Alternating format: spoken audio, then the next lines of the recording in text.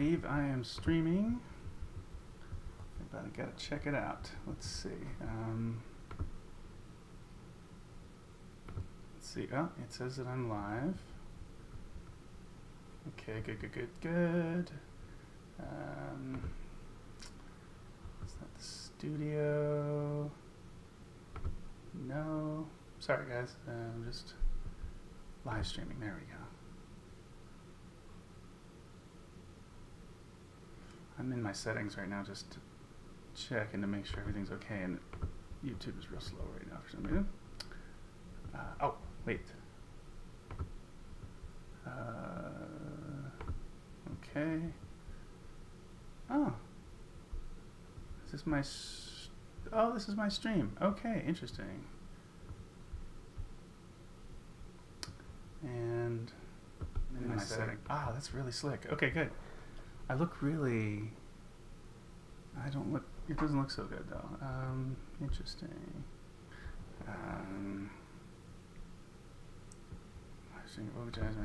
Working on... I'm old-fashioned today, as originally arranged by Julia Dollison.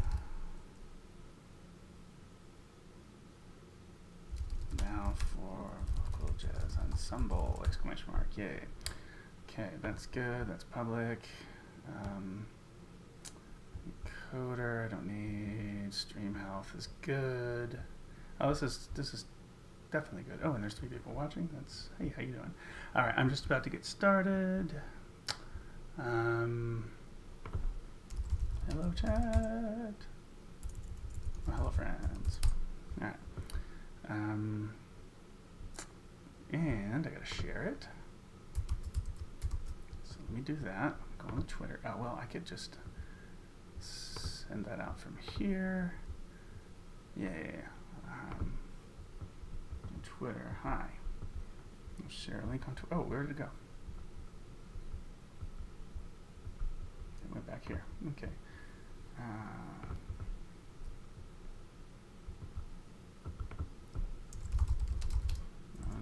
I'm old-fashioned today. Starting work on old-fashioned today. Makes sense. And then bing, bing, bing. I don't like the via YouTube thing, but that should work.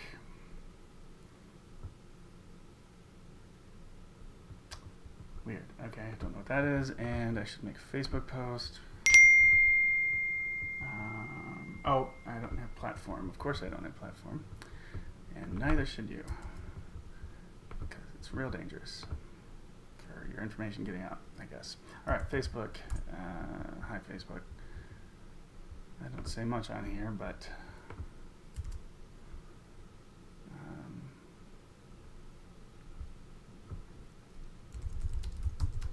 Geeks. Come hang out as I start work on a new ensemble arrangement of I'm Old-Fashioned as originally arranged by my awesome wife, Julia Dollison. Does anybody not know her? Wait, they didn't tag her at Julia. There you go. That's what I want. Okay, this is going out. And public, boom. All right. If you're there and you're hanging out already, I'm sorry for the slow start. That's usually how these things end up beginning, though. But okay. All right. There we go. I've got chat up. Let's see. I think I'm good. Yeah, that's fine. That's totally good. All right. So, in earnest, I am beginning now. Let's see, I'm going to close that. And, yeah. Okay, so, beginning the real part of this here. Today, I've tried to improve the way the streaming works on this. Oh, here, let me shut this door for noise. I'm just trying to improve the way it looks, first of all, but I really wanted the sound to be better. So what I've got going on right now is I've tried to get the system audio to run through so you would hear, so you should hear that play back, I hope, directly. And I'm going to turn this real low just in case it's super loud for you, but you should also, I think, hear my transcribe software, which is going to be playing Julia's original recording. Cha-cha-cha-cha-cha, blah, blah, blah. Let's see what that's like. That seems to be relatively real soft. But I think if I can turn up the virtual instruments here, turn up the master a bit. It should be about equal to cool. And I think that's about the level that I'm getting on my mic, and that you should hear from the transcribe software. So hopefully the levels are going to be good for you. And we'll actually get started here now. So it says top chat. Let's have live chat. All, yeah. Okay. So welcome. If most people, of course, that ever watch this will be watching it after the stream happened. So welcome to today's project. This is going to be I'm Old Fashioned, as arranged by Julia. She put this arrangement that I'm going to be basing this chart on. She put that on her Observatory album from 2005, and that's her debut CD, and her only solo CD at the moment. But you should definitely check that out, of course. You should be able to find that, I think, on iTunes and all that. This is a complex chart, and I'm gonna rhythmically complex, especially with the time feel. It's got a fast tempo. Right now, what I've figured out so far is that it's roughly 228. It seems about right for a place to start, at least. And so I'm gonna begin with that. I really don't know where this is gonna go, and I haven't done any preliminary work except to set up this file. In fact, there's a couple things to tweak here. This is probably going to use acoustic bass. I mean, electric guitar looks dorky, so I'll just say guitar. Yeah, but we started in 4/4, and it's going to be a female solo when it's a solo. When it's a solo moment, but I'm going to try to have it be pretty ensemble focused, I think. And we'll just see. So this arrangement is pretty modal. It's got a lot of reharmonization to it, and so what I have to kind of consider here is I have to try to find the best way to notate this opening rhythmic figure here. So I'm going to go ahead and write it out here, you're not looking at it, but I'm looking at her not lead sheet, but her arrangement, her chart on this. She never puts she's never really put the way she sings the melody in, so I'll kind of be I'm lifting that, and I know it pretty well at this point. I've played this tune with her a bunch. But, so let's see. I'm turning off my sound there, and then this is going to get too loud for me. Well, let me just. I'm going to play the beginning of it just to show you what I'm doing.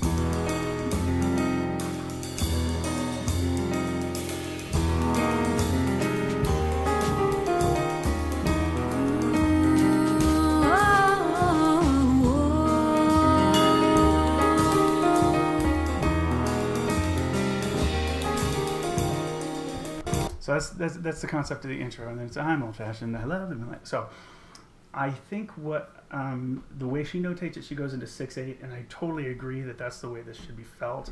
But I think for our purposes here to communicate this with not necessarily, it's not always going to be Ben Monder.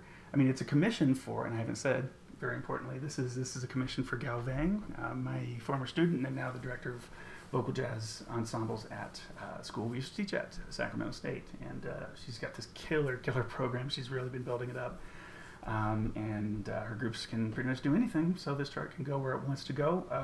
I'll be thinking, and she's kind of hip to this too, I'll be thinking a little bit, you know, for the future too, notating it in a way now that it works in the future. But I want it first to sound good for sax date. So here's, I'm going to start making some decisions about, I think what I'm going to do basically is instead of going to 6/8 in a couple spots where I'll show you here in a second, I'm going to go ahead and keep this in like, you know, just 4/4 and 3/4 essentially. So dig that here, that repeats. What did I do wrong? I did a number of things wrong. Huh. So, and then now, let's see. Yeah, this is going to be 2 bars of 3, I think, is what we're going to call this.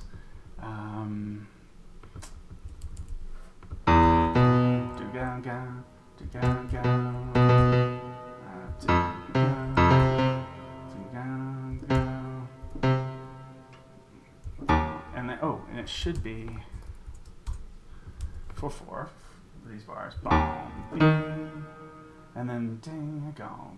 And then this is another 3 bar. I think that going into 6/8 causes people, it's just difficult for people to think 1, 2, 3, 4, wagada, wagada, wagada, wagada, 1, 2, 3, 4. So I think if it's dun, dun, dun, dun, and we just keep that steady pulse, you know, of the fast quarter note, I think that's going to help this be more readable, maybe, than what she's got handily written for. Like I said, Ben Monder and that type, you know, Ted Poor and those cats that she used to play with in New York. Let's see, so really, this opening bit isn't the normal figure here. This is sort of her intro, and then this figure is actually the 2 bars of 3 plus 4 plus 3.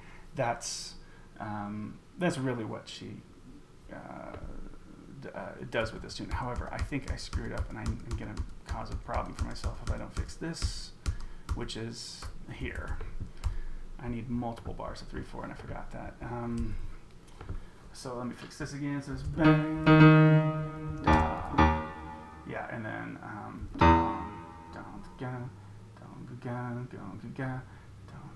I think. Yeah, I'm gonna slightly simplify this. This is a good bomb, boom, boom.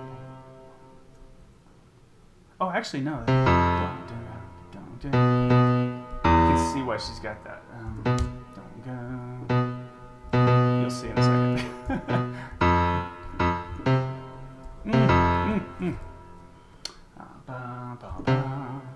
Hello, if you just joined us.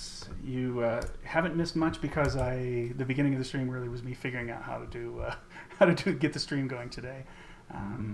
I should say I've written a few charts in between when I did the last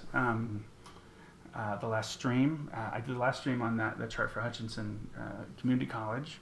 What was that chart? Oh, Groove and High. I wrote a few in the meantime. Wrote one on the Matheny tune with the lyrics by Kurt Elling. We did, or not Matheny, I'm sorry, Jaco Pastorius. Last year was Matheny with Kurt lyrics. There's always going to be some Kurt stuff. This year it was 3 Views of a Secret, or A Secret in 3 Views, which is how he retitled it. But that chart's done. I've written 2 more.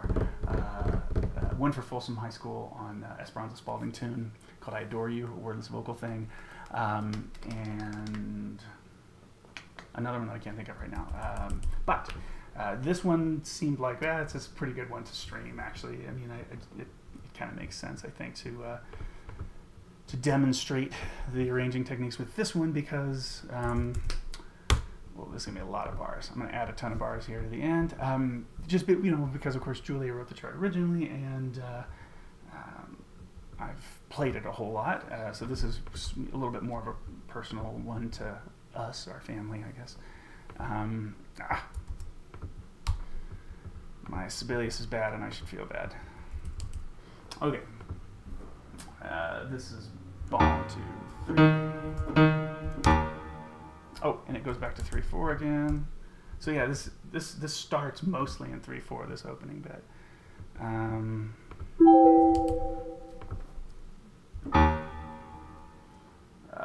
and then that repeats. But in this chart, the way that's going to repeat, I think, is, let's see. I think I can do a copy paste. Yeah, that's fine. Oh, good.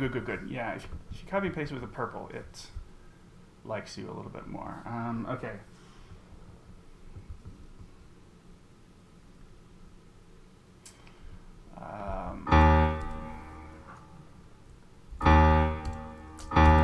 Let's have it go. Oh, and then it goes to 4/4 again, right at the end. Sorry, all this will start to make a whole lot more sense. So this is the sort of interlude, I guess. It's after her intro. And boom, here's letter A. It's after her intro, just 2 bars, it kind of settles onto, what is the chord there? E flat, yeah, E flat 7 sus. Okay, so now, here is the rest of the figure. Writing this with no key signature, there's a ton of, yeah, there's a lot, there's gonna be a lot of accidentals in this chart, but it's so modal, it's kind of hard to decide really, like what key signature would be best, because you'd have a bunch of canceling out, and so it just didn't seem like that was the best move. Okay, repeat that, go to gang, and then now,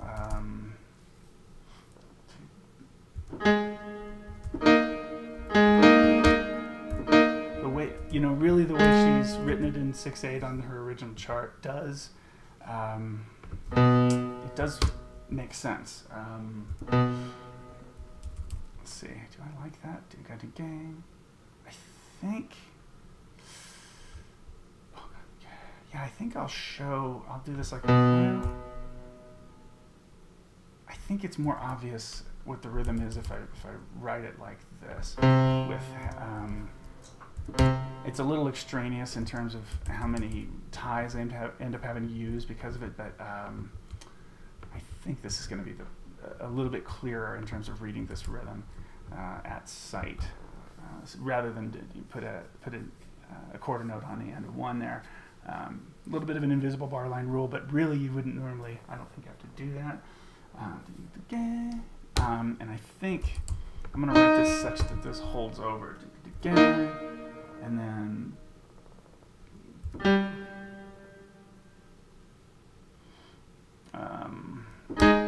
there it is. Don't you think, Zach? Yeah. Yeah, Zach, who my bud from way back actually in California days, and he's been a lot of places and about to publish a couple charts, license pending. He's a great writer. Yeah, he's saying it's definitely clear to show beat 2, and I definitely, yeah, I think so. Let's appreciate the feedback. No, yeah.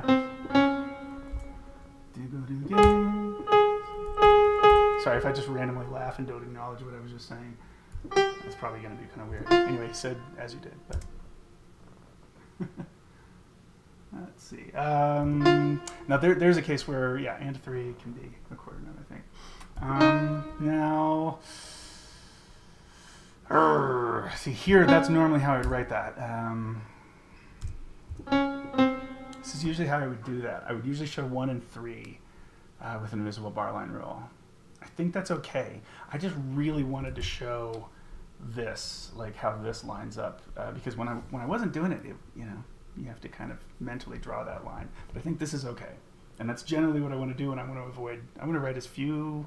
I want to, as much white space on the page as possible. Basically, as few ties for people to have to calculate in the sight read. So that's what I'm going to say for now. Now this, bang gong gang. Here's another one. Yeah, I'm going to do it like this. Which is the same. You can't really tell that bar 9 is the downbeat of the figure, and that's the same. Gang. So I'll just put that, and then it should be a straight repeat of everything I've just written from here. And then, yeah, and I'm gonna just I'm gonna write this the way I tend to play it. Yeah, I'm gonna go ahead and notate the piano part. I'm not gonna probably do most of that in front of y'all because it's so tedious. But yeah, Tara Jewel. It's my cousin. She says as much white space on the page, as possible. My favorite to read and navigate. True, right? Yeah. Don't want it to be too cluttered up there. Good to see you, cousin. My goodness. Yay. You're doing such awesome stuff down in Wichita. Be good to see you again. Maybe 4th of July if you're coming home. All right, let me go ahead the changes to the beginning of this bit, and really, yeah, this opening stuff is obviously, since I am showing the early stages rather than getting past the schematic stage and showing the writing process at that point. The beginning arguably isn't going to be maybe as interesting as it could otherwise be, but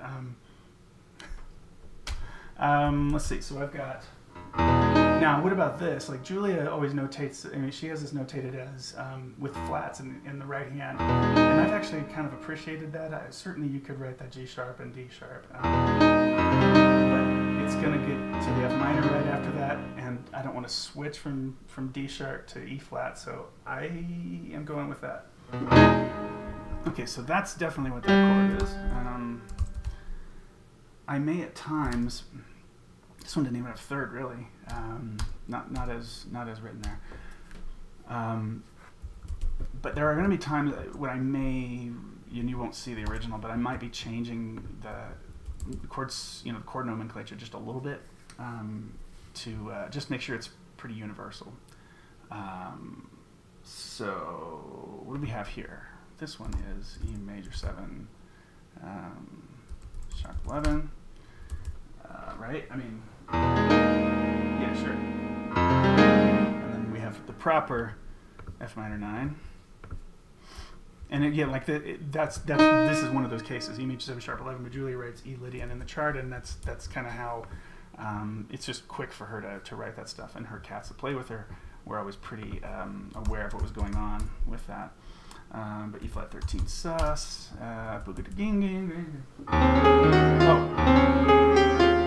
so it's the sus but implied major with that scale, obviously. And I just need a couple of these. Boom. Nope, wrong place to put that. Thank you. There it goes. And one more. I'm just gonna play it back, see if I've screwed anything up.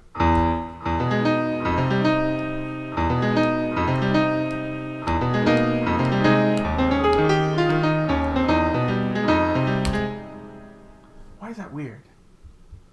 Something was weird. Oh, yeah. No, sorry. I goofed this up too. There it goes, really. Actually, this is all screwed up. All screwed up. Sorry. I wasn't looking carefully enough. All right. And that's, I'm not going to change the chord solo, like, you could call it E flat 5 or something, but it's okay. So really this, what really works well here would be what I'd like to have. I'm probably going to go in and add all the pedal marks and then hide them in the chart, but so that when it's so when I go to make the demo recording of this and I export the MIDI file, it knows how to play the properly with pedal marks and stuff underneath everything. So I'm not talking well. I mean, it knows to pedal in these spots because it does affect how it sounds, and that's definitely it's not quite as dry as what you just heard. What I might do is go ahead and indicate the pedal stuff in the chart at the beginning, and then say simile, but then hide it. Again, more white space on the page. So I'm just adding all these guys then for that purpose. And at some point, let me fix this. This looks really terrible. At some point, what I'll do is, yeah, I'll start hiding them. And like I said, I can't imagine that being very exciting to watch. So we'll see exactly how I end up doing that on stream. Ooh, this is a 2-bar one anyway. But so you dig, I hope. That goes in the whole bar. And maybe by this point, I'm just going to write simile at this stage, and then I'll say pedal simile. Pedal simile. And put that here, maybe. Make it small. I think I might. I don't know if it's right, really, technically, to. Oh, by the way, that's on the bass part at the moment. That's not where I want it. I don't know if it's technically right to do it this way, but italics with an English word, I think we're not. I don't think that we do that, but I'm doing it today, and it's my live stream. Okay. So I'm putting all these in for the playback, but we'll be hiding them shortly after once I've said simile. Oh, I'm gonna give you a I'll give you a little bit of inside personal info about me right now, just for any relevance that this might eventually have. I've been working towards a real strong keto eating plan. Ketosis, ketogenic diet kind of thing. But as well, I'm working. I'm starting to do intermittent fasting as well. And my eating window is our 5 o'clock, roughly. I think 5:15 tonight, because last thing I ate was about 10:15 last night. But I'm doing that until 10:15, and then eating for a 5-hour block every day. And if you've looked into this stuff, there's a ton of emerging research that kind of supports. I've screwed this up again. That supports that intermittent fasting thing, and boy, putting that with keto, I feel like it'll be supercharged, because I've done pretty well on keto, but I'd like to please get a little bit faster progress here this summer. And but yeah, so what that means is right now, since it's the first day I've actually done the fast, I'm just feeling a little bit hungies at the moment, as you can imagine. One long pedal over 15/16. You know what? Yes, I did, and there's probably a stream delay. So by the time you see me add that, you'll be like, oh, you did it. But you're absolutely right, and I really appreciate your eyes, man. God dang it, you are such a help every single time. I'm gonna write a laws. Love the stream delay, I guess. I don't know if that's a good thing to say anyway. Okay, so we have the beginning. Let's see what this sounds like now. See what it sounds like with the pedal. Hopefully, I mean, it's pretty much the same.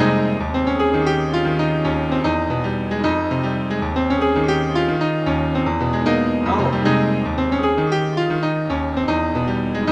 no, yeah. The E majors are wrong. And that one of the E majors is wrong. Oh, here it is. This is actually, oops. Yeah. It's ridiculous. Yes, and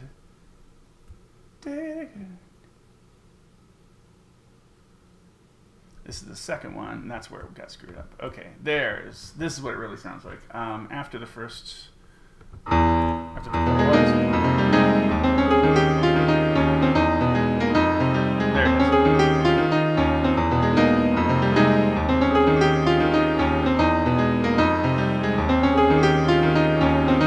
That's actually more. That's her ink a little bit more faithfully. I tend to, I of course improvise around with this a little bit more. Oh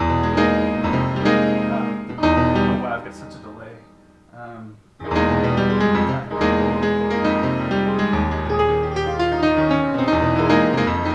I start doing junk like that really, and start kind of reinterpreting it a little bit when we play it live together, but for this, I think I will keep it simple. Now, I think, let's see, I'm going to put the bass part in real quick. I think I don't know Do-do-do-do.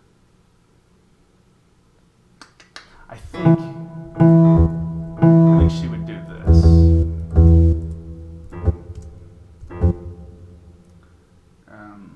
Oh yeah, octave down for this, for the opening. Repeat that.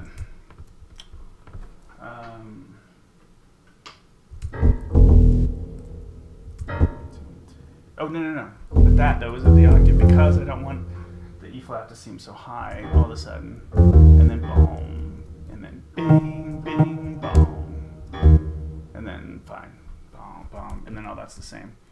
And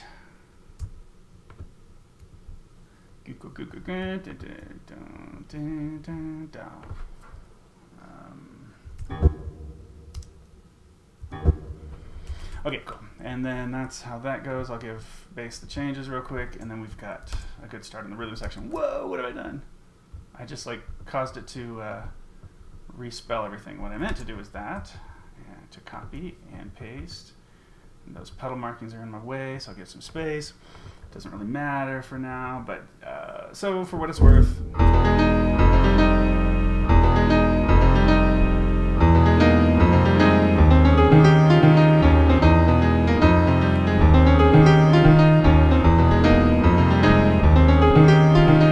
So what Julia does here, of course, is to improvise. Yeah, okay. I will turn off the master volume. Zach Yakov says, just so you know, when you play on the keyboard directly, not inputting into space, we're going to hear it twice with a little delay, and it sounds like I'm going slightly insane. I was hearing it that way too, actually, and I was kind of just dealing with it, but I'm going to stop dealing with that. Yeah, you are hearing it from both the mic and that, so I've turned off the turned off the sound. I appreciate that. Let me know all that business I need to. So Julia usually starts improvising here.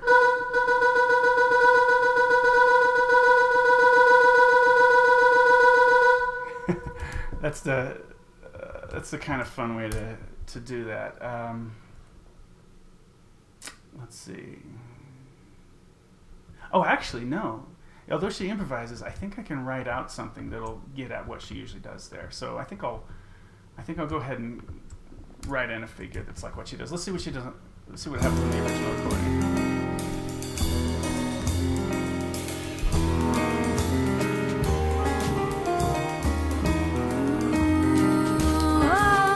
Yeah, let me just do it. Let me just write what she does. So walk at the I guess is when she came in, right?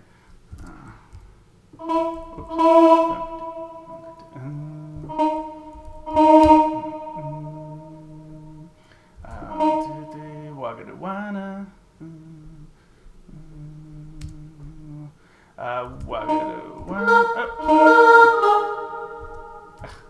The worst. It's gotta be so frustrating for anybody who knows how to do space.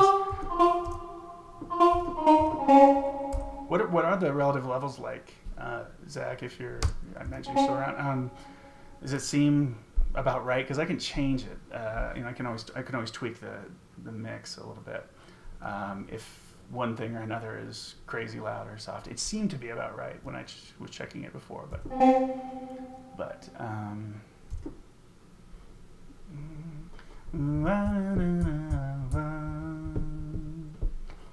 I kind of want to just lift it. Let's see if I started it when she does.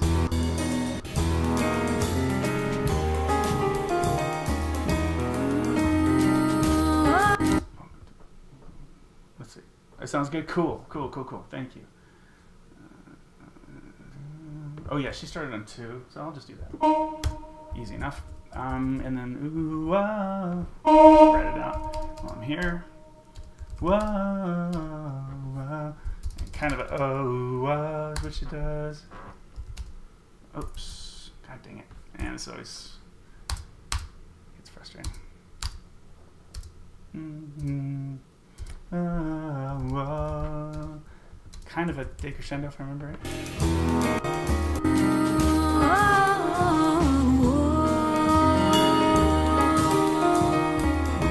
Oh yeah, actually, she just says one figure. which is actually good, and that might ultimately end up getting assigned to. I put this in the wrong spot. Getting assigned to the ensemble later down the road. Might do something. The whole point of this chart really is to do more with the chart than she originally did.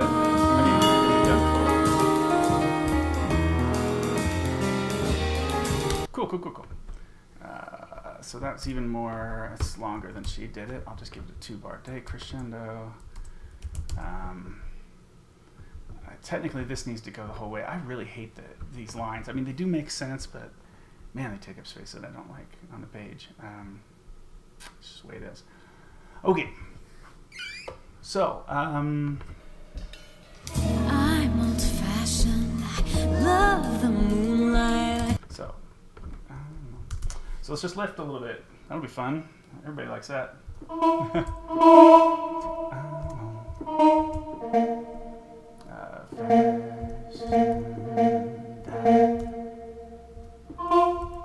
Ensemble's going to get this, or the soloist. Usually what I would do, my formula would usually be the soloist starts and the ensemble does backgrounds, and then later the ensemble takes the lyric, and then blah blah blah. Depends. Old-fashioned, I love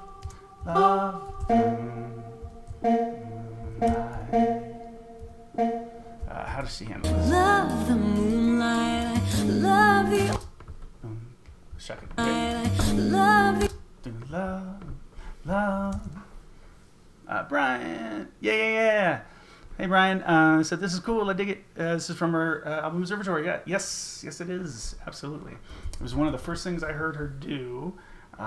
She had a demo of it that she made with a totally different band in New York before she recorded the album and stuff. And I just listened to this over and over and over when I first got hip to her stuff, man. This so the old demo, I should try to play that at some point, but yeah, this is the one from Observatory.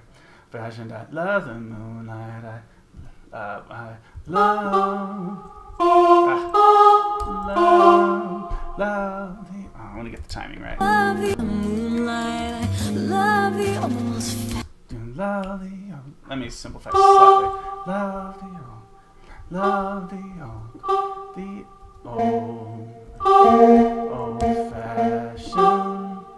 old-fashioned things. I think it's late on things. Love the old-fashioned thing. Yeah.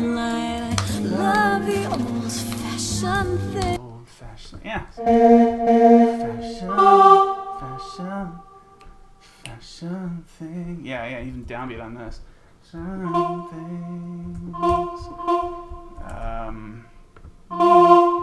Scoop that for sure. Make sure it's clear what to do. Slur that.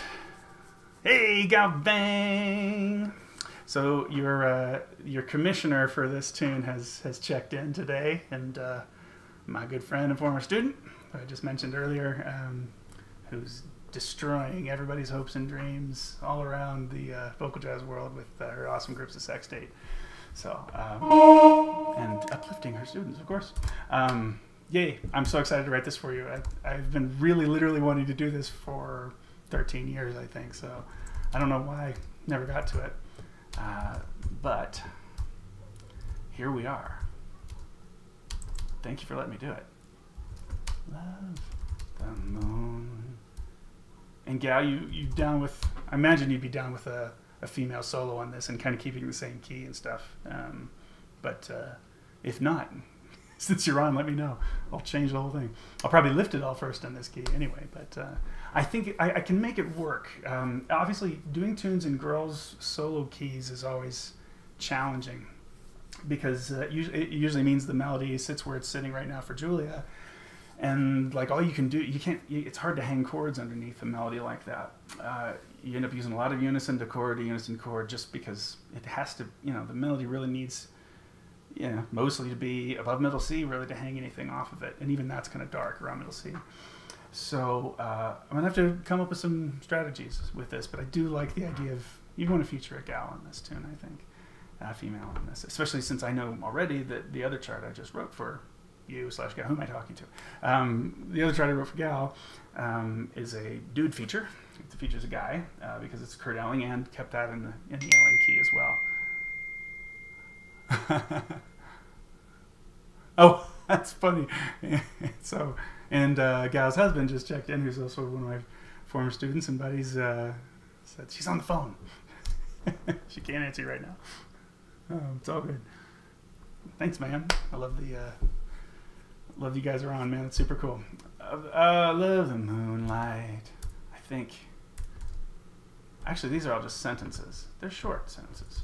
They're poetic. So I could string them together with a bunch of commas, but I'm old-fashioned. I love the moonlight. I love the old-fashioned things. I mean, period. I think it's our texting thing. Like when we text and we put a period at the end, it's like, wow, do you hate me or something? If there's no exclamation mark. So I guess that's what I'm seeing there, but I think it'll be fine. I am killing time. I got to write. I love the old. This is fascinating. I can imagine. Oh, I think the way I wrote fashioned was dumb there. This should be let me just rewrite this whole thing. I'll bet that's gonna be annoying for you guys. Fashioned. Period. Old. Cool. Fashioned things. Okay. So I'm gonna go ahead and lift a little more of the melody. I think that's what I would usually do. You know what? God dang, she actually goes things. I think I'll get rid of the scoop. I'm not trying to make everybody sing exactly like she does, but things.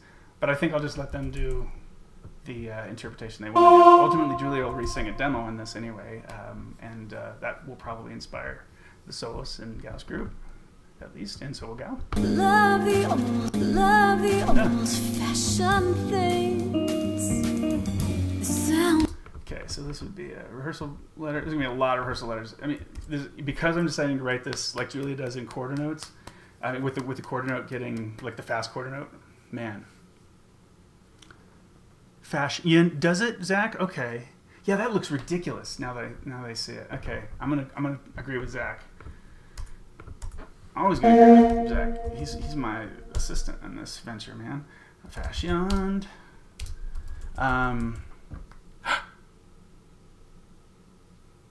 Richard Walker! What's up, Richard?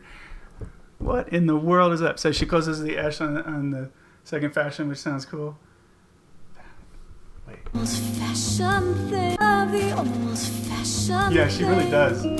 So yeah, I guess that means this is chaos. This is chaos. What's happening? Okay, sorry. Richard Walker, man, talk about somebody who got me started in vocal jazz. That's that dude. That's good to see you, man. This is a little community we got here working on this chart, and I'm literally lifting. It's this I still contend that I can't imagine that this is super exciting for everybody to watch, but I'm doing it in the anticipation that somebody will be interested. What the heck is that back there? What is that? Oh, I guess I put a quote or something. I love that too. Heck yeah. Yeah. She really knows how to use her consonants, that gal. That is for sure. She talks to her students about it all the time. Okay, so I guess put some marks on. You can't see transcribe. I'm using transcribe right now. And there's big. So just so you know, that's what's up there. Terrence, it's a real party. Oh my god. Oh wait, and I missed Van Sensei too. But Terrence Taylor, buddy, how are you doing? Good to see you. Yeah, you should totally help. Come on, let's write this together. Van Sensei is saying, hey, thanks for selling the accent charts, by the way. Simon Eckerson. I don't know how to properly pronounce his last name. I've never heard it pronounced in the real, but with the O over it, I don't know. But I'm going to say Eckerson for now. Simon's ear for theory and harmony is insane. I've always wanted the charts to pick apart his brain and the monster chords they're using. Right? I know. These guys are phenomenal. It's so exciting. It's so exciting, the young, to me, young writers out there, you know. But he's accomplished a ton, you know. Hard to call him a young writer anyway. Yeah, rain. She does that. She does that move because of the particular thing that Ben Monder plays on the recording. So it wasn't. She didn't record this track live, as you might imagine. We actually did these. She recorded this stuff in Sacramento at Paradise Studios with Kurt Shearer.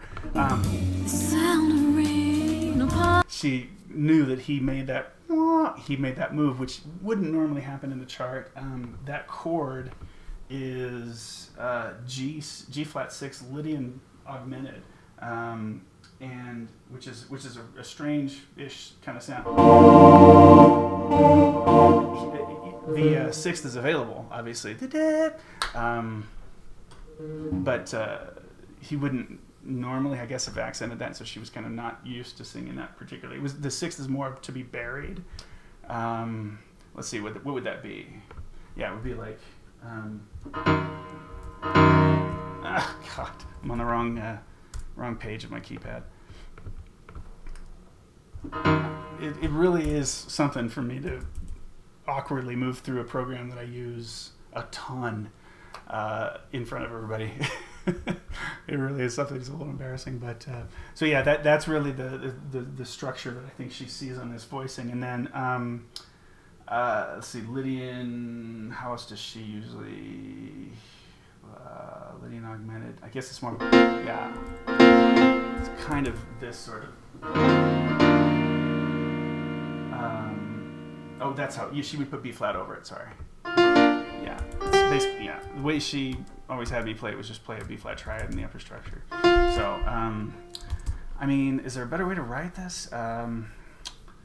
It is a major. It is, yeah. Geez, G flat major 7. What else is there? Major 9. No, she's no 9. I guess major. You could call it 13. Yeah, 13 sharp 5. I guess. Yeah, I guess that's fine. I think that's what we'll say about this.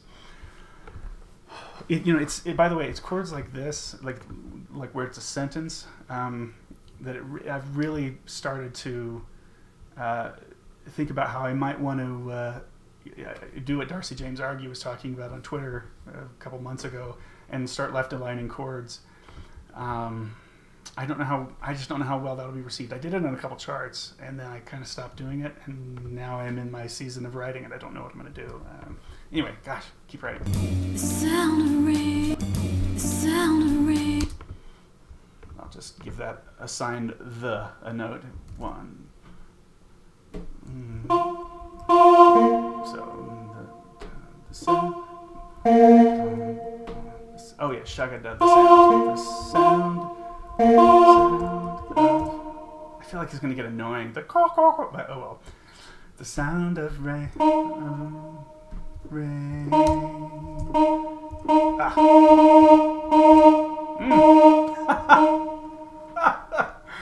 Okay. See, I usually just do this by myself. And I chose to make this stream, so it's just going to be embarrassing. On my window pane. I think she kind of floats that. On my.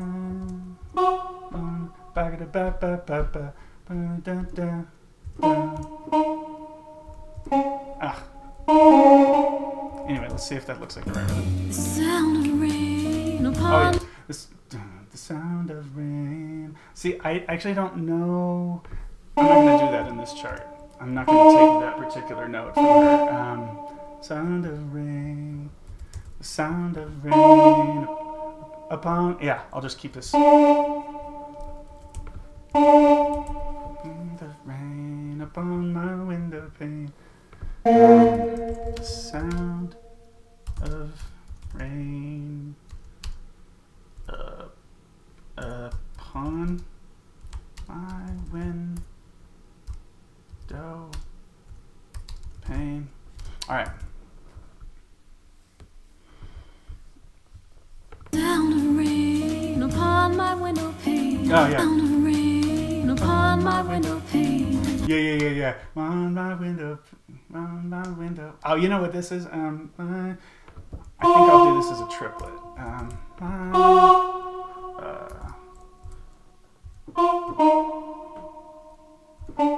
A pain. Did she go pain?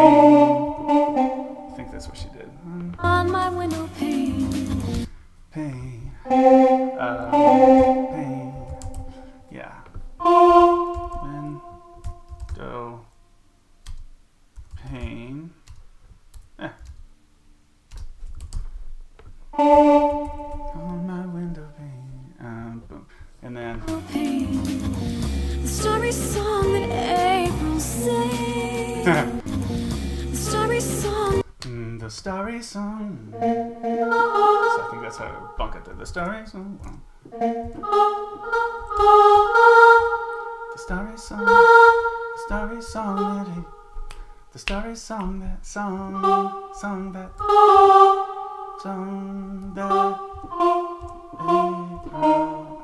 something like that.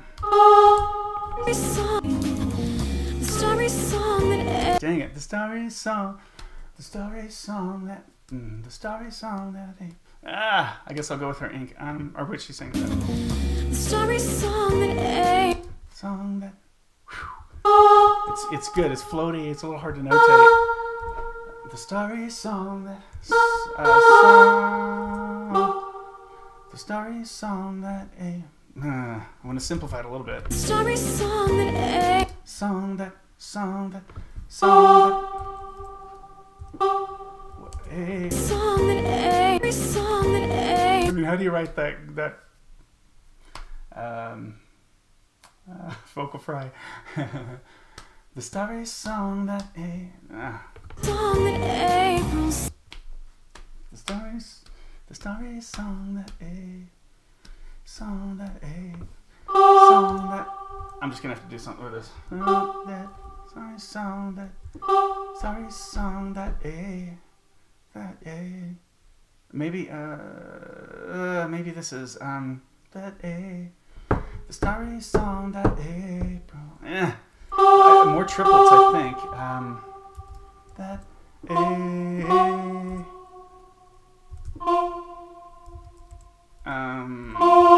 this is the third chart from this album that they've written on. I've done them all in the same way, where I use her phrasing as the original inspiration and slightly simplify when necessary, obviously to make her somehow readable.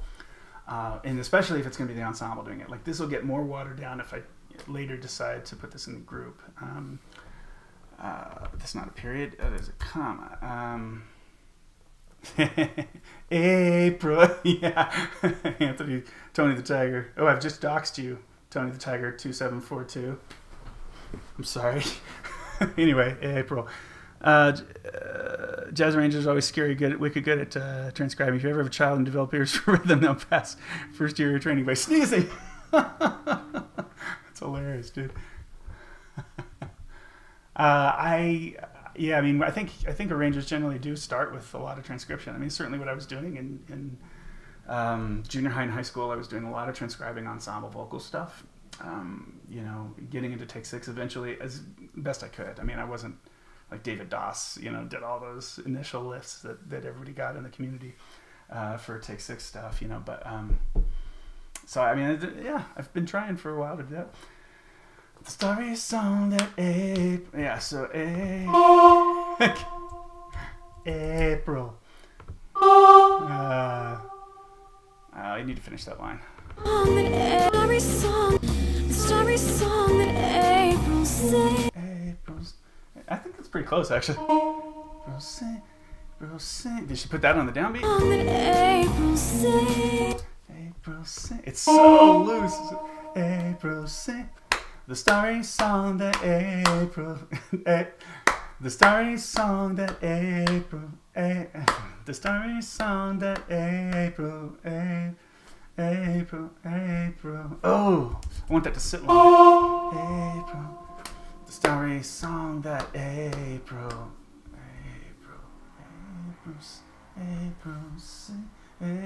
Dang it.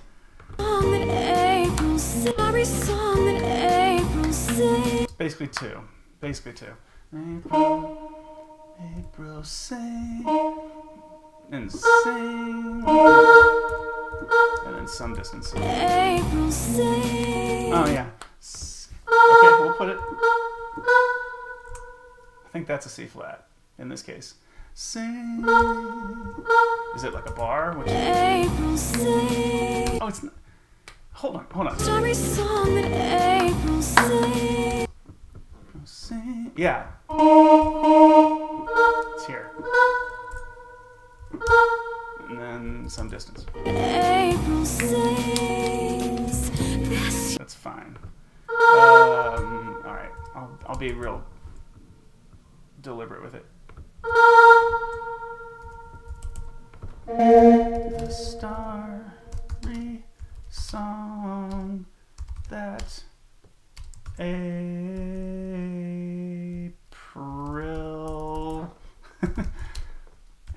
sings. That seems April sing. No, that's right. Seems quick, but I think it's right. Song is a slur. Okay. 1, 2, 3, 4. Boom. Oh wait. April sings. Boom. This here. Okay, so it is.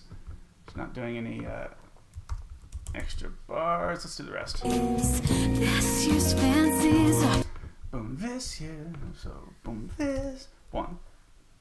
Oops. I was trying to guess. This year. This year's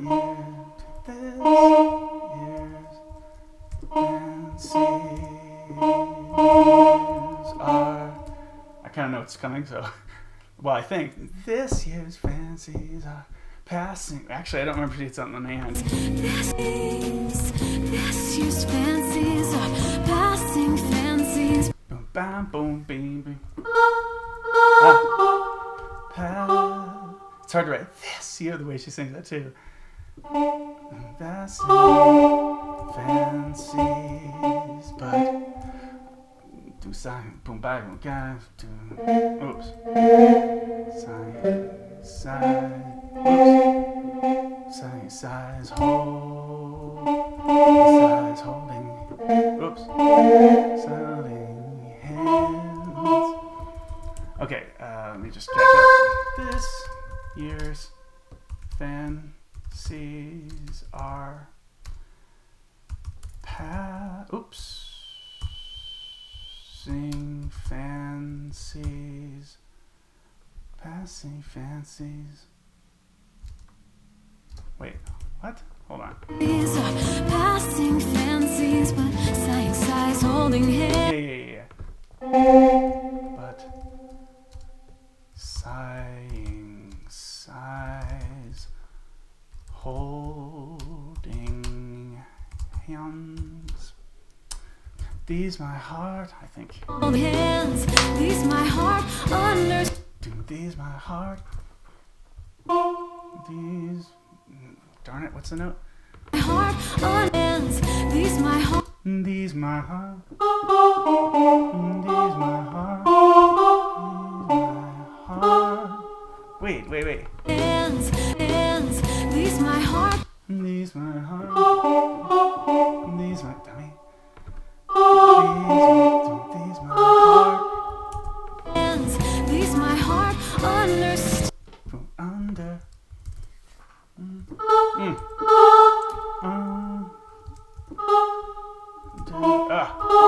Under.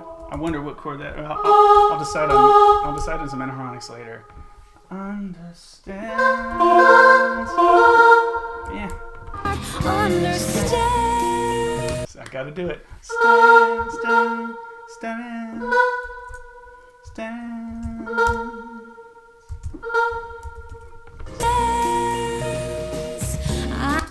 Cool. Good. So yeah, if you're not hip to this album, it's Ben Monder on guitar, Matt Closey on bass, and Ted Poor on the drums.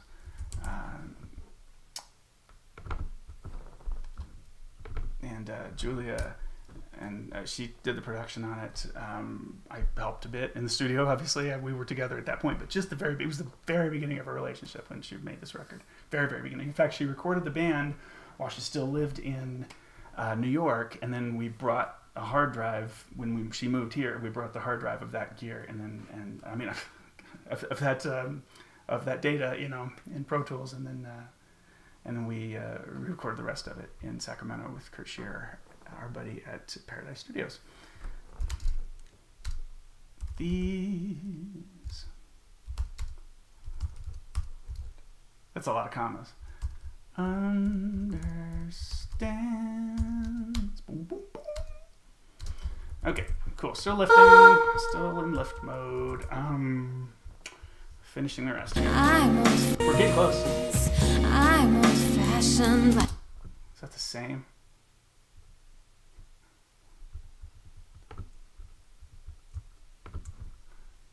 I'm just gonna see how much I can use of this again. I'm old-fashioned, but I don't know. Oh, but yeah, I'm old-fashioned, but.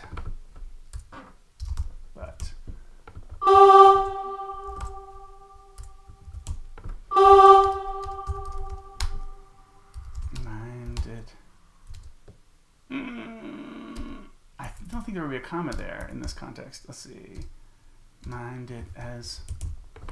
I don't mind it, that's but fashion, but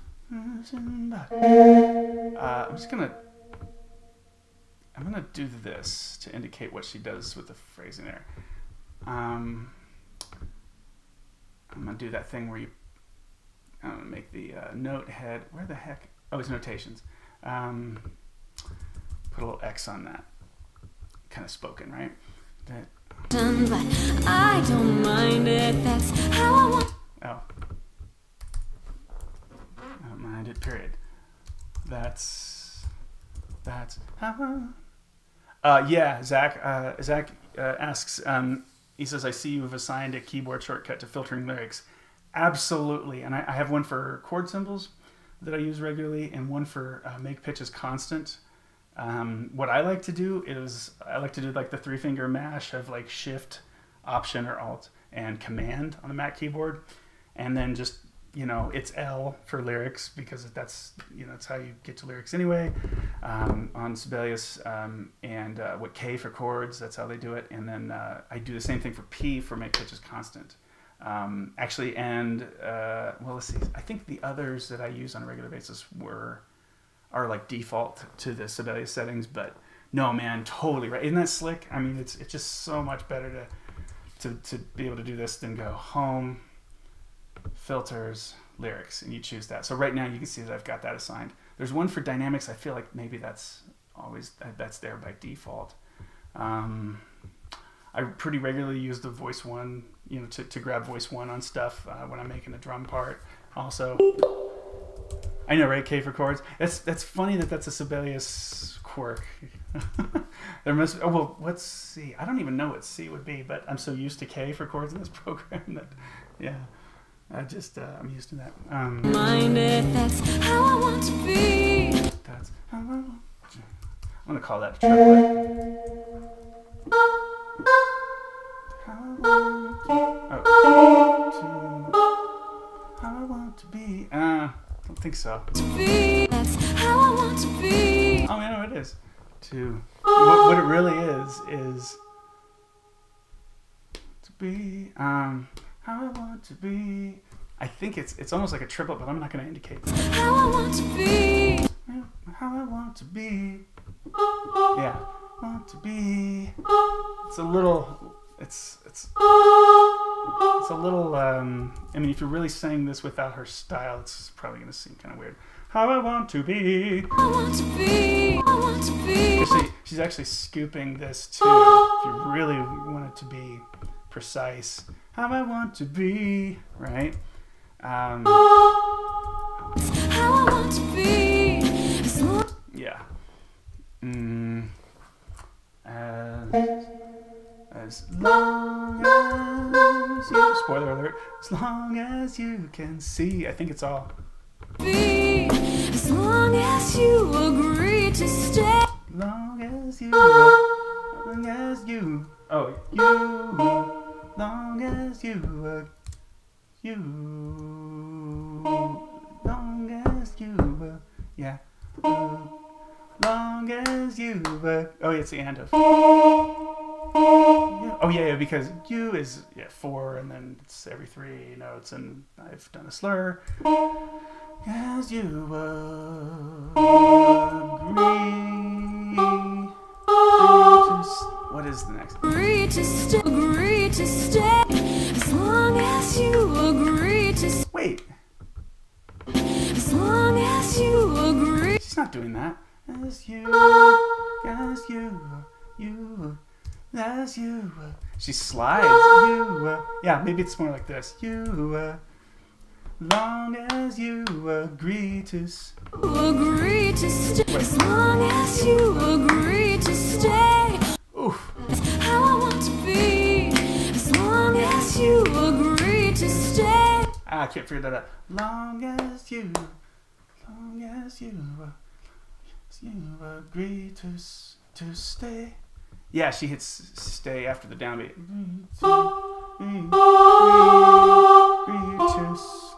To stay. Where does she hit stay? To stay. Agree. As long as you agree to stay. Old fat to be. As long as you agree to stay. Me too. To stay. You could argue that's an and of one, but that's a. Yeah. It's part of why this is a hit chart. To stay. Oh yeah. To stay. Actually, now I'm hearing this a little sooner anyway, because old fashioned with. Hold on. As long as you agree to stay. Old fashioned with me. I mean, I get so loose there. Oh, you know why it seems loose? Oh,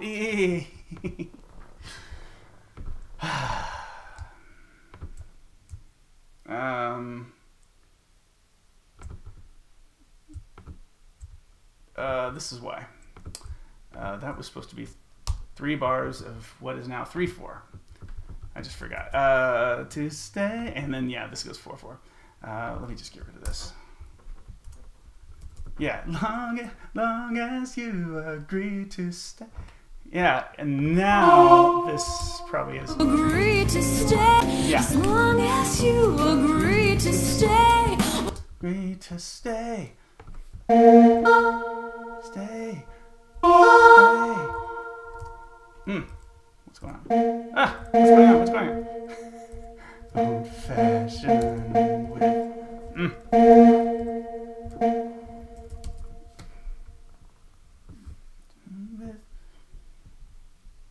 Oh man, Perling Fan 26, thank you so much for the $100 dono. That's amazing. I really, really appreciate it. Only kidding.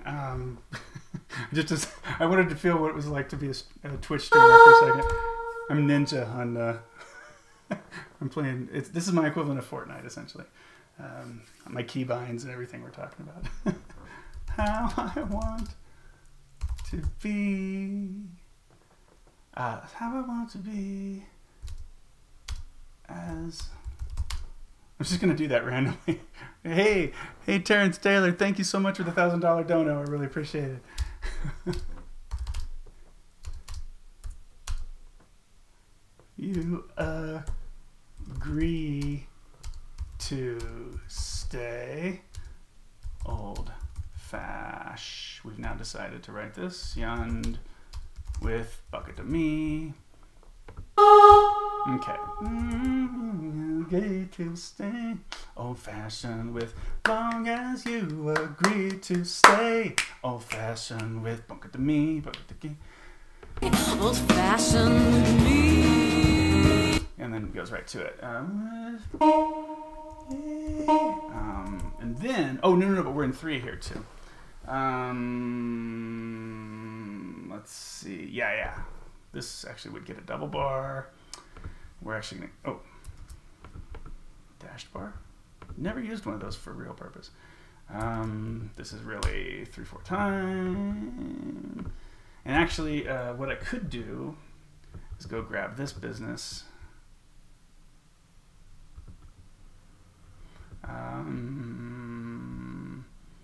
It's going to be repeated the whole time, and the ensemble is going to do something. So how shall I do this? I want it to be that type of... how do I get this? Oh man, I forget how to do this. Oh, it's this. Yeah. Sorry.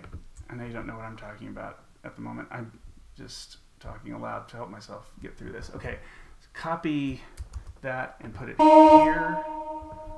Yeah. This is the way essentially. Ah, interesting. This is all not going to exist, but it inserted it. I didn't realize it would do an insert. Ah, wow. I never noticed that it was doing that. Probably because I don't usually, anyway, it's not usually an option. With me. And what's my lady do? Fashion with me. First of all, need that double bar action going on here. Let's get a rehearsal letter. Fashion with me.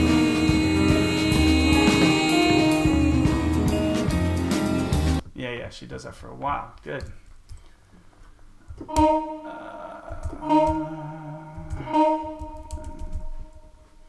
If only there's a better way to get time signature changes into copy and paste.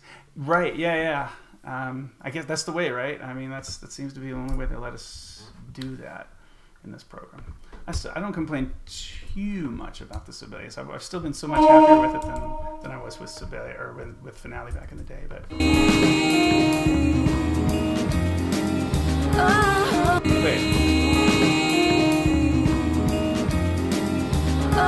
Oh yeah, she kind of cuts that off. Yeah, I'll just do the same. And then I think she does, yeah.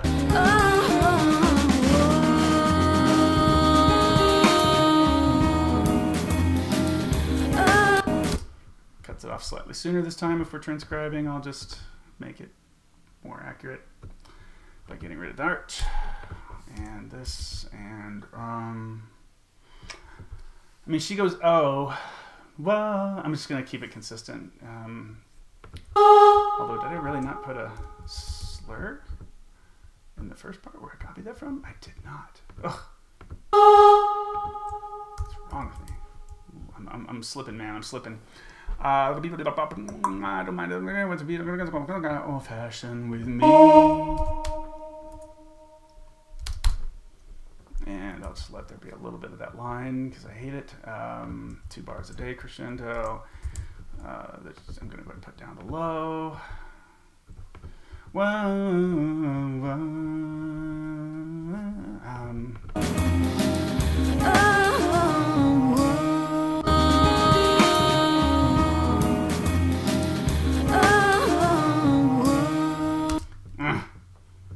I like the O. I like the glottal attack actually pretty well.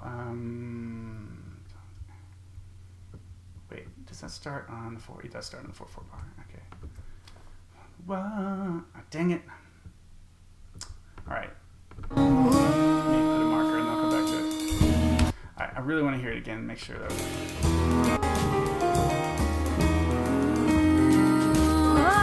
Because she comes out of the. All right, I'm gonna make this O since she does it twice. I know it doesn't seem like a big deal. And that'll be ooh-oh anyway. It's actually not a big deal, but I think it's, I don't know. If I've decided to kind of go this route of first transcribe and then arrange for the ensemble, then this is the stuff I want to get accurate and reflective of what she did. Is that right?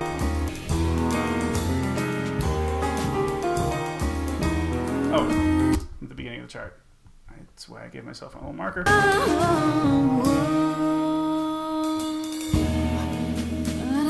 Okay, and then it's improv, and I have no idea what kind of developer we're going to use at this stage. In fact, I don't even know if we'll... I don't know what we're doing. I really don't know where this chart's going. And it'll be fun to decide. All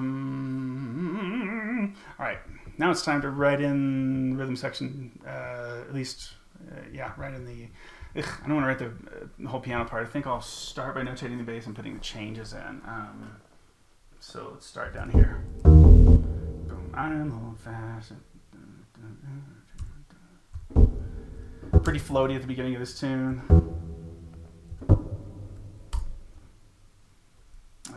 Just for a little bit of variety, I'll do this. oops.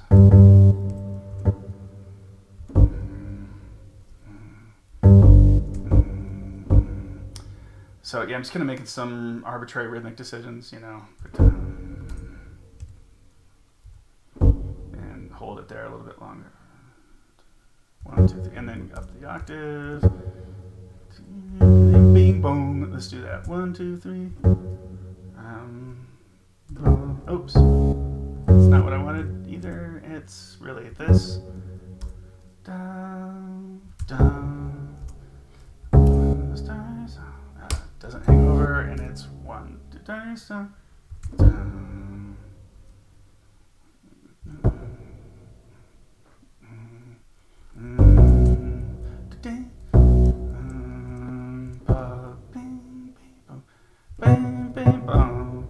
Just do that. What does Ted do there? Let me hear what, or not Ted, what's Matt Closey do? This year's fancies are passing fancies. Cool, I like that. Bing, bing, bing, gong, gong, gong. Stealing your ideas, Matt Closey. 1, 2, 3, 4. 1, 2, 4. Oops. Just do the same thing again. Do I always write out bass parts, or only for a chart like this? I always, these days, write them out. There's a practical reason for it. 2 practical reasons for it. Well, there's a business reason for it and a practical reason. The practical one is obviously it actually makes the recording process go real slick when I just export it and throw Trillion, the bass software synthesizer, or sampler rather, on that track, and do a little bit of manipulating to it to make sure that it sounds real enough and consistent enough, and voila, I've got the bass part done, so I don't have to play that. Also, it just kind of it helps. Well, there's another practical purpose in the writing process. It helps me hear better what what the ensemble's doing at the solo lines, how they relate to those parts. It's not too hard to write out, so I don't mind it. But it allows me then, when I publish it, to go ahead and write notated bass part, at least. If I haven't written the piano part, at least I've got that, and it's like that much of a marginal difference, I would imagine, in its marketability and usability for a director who maybe doesn't necessarily have a bass player who could figure out what kind of style to play on this tune, on this kind of an arrangement. More detail. I'm very often writing out piano parts and doing the same thing, and it doesn't sound as natural on the demo recordings for the piano part to have been written out and then copied in to the recording software file. But I don't think people care that much. The ensemble singing, especially with Julia involved, is authentic enough. I mean, I'm pitch correcting my stuff when I record. I record really fast, and I pitch it, and then Julia sings natural over the top and takes longer. She spends time getting it really beautiful and honest, and I think that's part of why I think the demos work. They sound pretty good because of that combination of elements. So it's a combination of inorganic. It's to a click, obviously some for stacking. So the answer to your question of do I always write the bass part is a longer answer than you probably were bargaining for, but that's the deal. Cold water. Water feels pretty good when it's hitting this like super empty stomach. Just coats the entire thing, and you can feel it. Oh my god. Oh my gosh. Dinner will be lovely tonight. Really lovely. This year's fancies are passing fancies, but science eyes holding hands. Boom, boom. So that's just what it is. Take it to gone. Oh, hands. 1, 2, 3. 4. Yeah, that's right. No. Dun, dun, dun, dun, dun, dun. Maybe I'll do. That kind of lines up with the melody a little bit. I don't know if it's gonna be lame, but. Dun, dun, dun. Does he do anything for this beat? Holding hands, these my heart understand. You know what? Because he doesn't do that, I like what he did better. Just lay down the low note. These my heart understand. Oh, and actually, went to grab that too. Please, my heart understands. Boom, boom, boom. So that works. And then whole step, yeah, D flat. I'm just gonna lift his line a little bit more. I'm old-fashioned, but I don't mind it. That's yeah. Just holding it. Boom. And then mind it. That's how I want to be. again, simplicity here in this case, since the reharm does enough complexity, and her melody singing is complex enough. I think bass line doesn't need to be too bonkers. I may have overwritten it earlier a little bit. Let's see. Oh, and I know this is notated in her chart.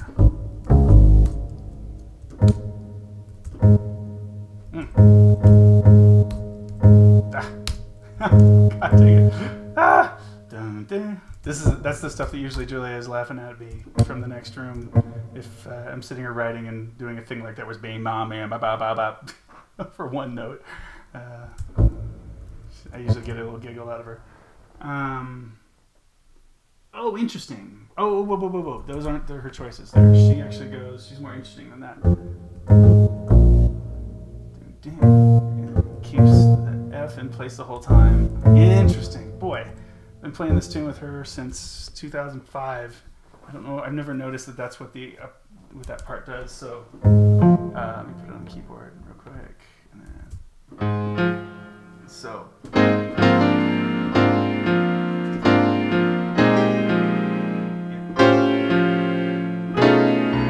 Interesting. Boy, I never noticed that. I didn't notice the top note. I just always played octaves there, I think.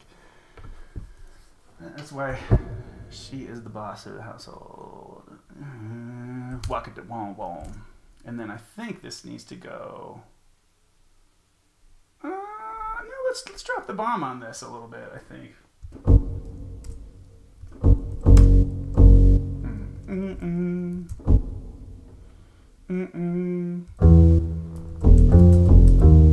And then boom. Ding, ding. Yeah, then it has to do that. All right, so that is the bass part for the head, and then I just got to write the changes in. I don't think I'll write the piano part out yet. I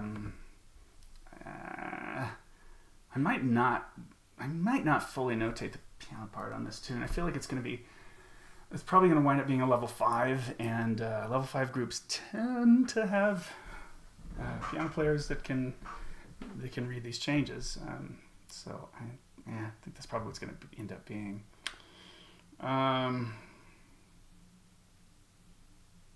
Boy, there are voicings though that, I mean, she had to teach me how to play them, essentially. Like this is, I don't know. Okay, we'll see. So anyway, this is E major everything. Oops.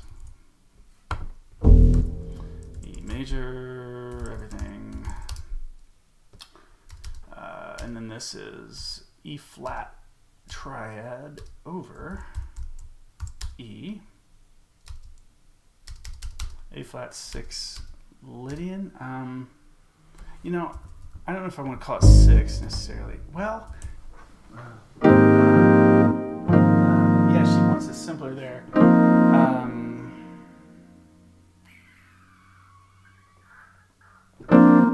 Yeah, A flat. I think it'll work. Huh. If that's 6, sharp 11. I mean, is it? Yeah, that's. I think people get into that. Fashion things. G7 alt. This one is this is that one that we worked out earlier. Perks of publishing your own things. Haha, I've heard of other publishers prefer notated rhythm section parts. Well, no, they do. They do prefer it. Well, and that's the thing. I prefer it too for most charts, frankly. It's a heck of a lot of work to write the piano part, and I think with a difficult chart like that, it might not be necessary. I might wind up just doing it. But yeah, no, publishers do prefer it, notation for those on those on the rhythm section parts, and I've done that on almost all of the ones I've been writing for the last 6 or 7 years. Mostly I don't write slashes anymore, and that has coincided with, you know, my sales have been better, you know. Even Hal Leonard allows slashes in guitar parts. Well, I would not notate a guitar part unless it's a single line. I don't even want to start. I mean, I'm not a guitarist. I don't. Yeah, I mean, right? What are you gonna do? Write tab or something? Certainly, you can write chord voicings, but you just never know. I mean, unless you're a guitarist, how those fit. Gone are the simile days. Well, there is a simile. Didn't I show you at the beginning? I wrote a simile, or did I put it yet? Yeah. Pedal simile right here, but that's for the pedaling. But then again, I don't know if I'm going to notate this thing. We're figuring this out together as a family, you guys. What do I have? D flat 6 Lydian. Yeah, I guess I'm going to go ahead and call it like Starry. G7 alt again. To B. That's, yeah, B major 13 sharp 11.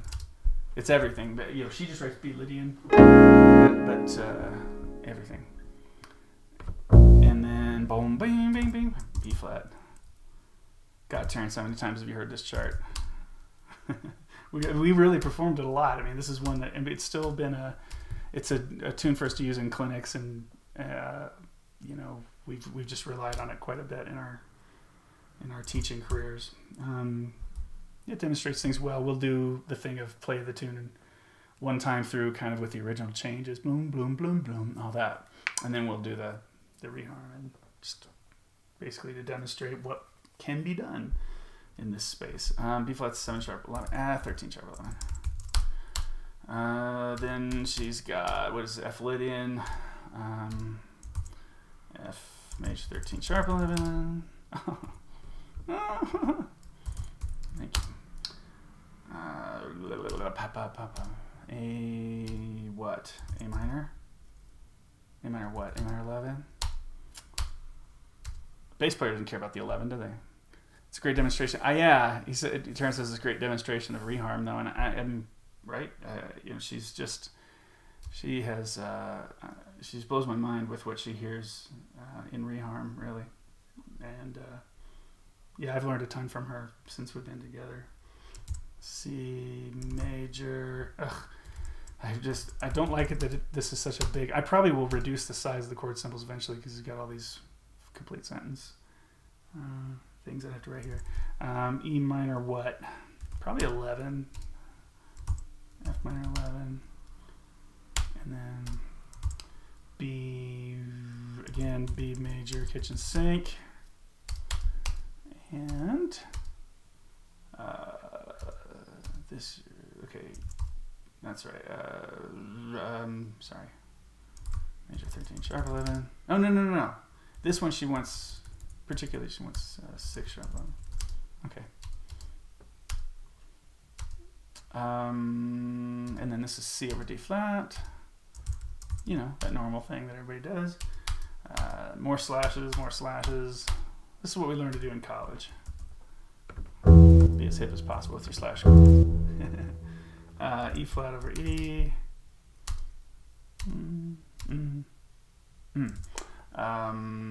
C over D flat. And then long as you agree. So what is this one? This is A flat. Ugh, all these Lydians that I don't want to write. Major 13 sharp 11, I guess. This one is sus, B flat 7 sus, B flat, A7 alt, oops, and B flat major 13 sharp 11 again. I'm just rushing, I guess. Hold down the shift key a little longer. Okay, and then we're back to where we have the changes written. Good, so we're done with that stuff. Could start figuring out what the ensemble does. Wouldn't that be fun? I'm not going to write the drums in yet. Don't know exactly how much to give the drummer.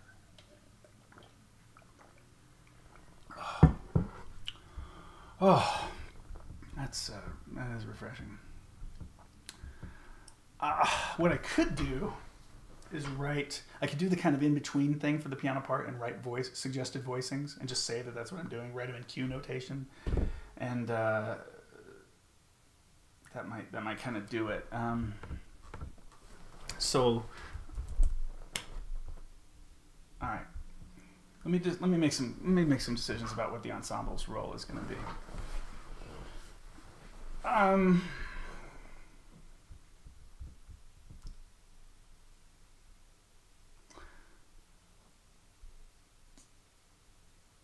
Okay, I want them to be the intro, rather than giving that to the soloist, because the soloist is definitely going to start the head. So, what can we do? So, wait. Yeah, that's so.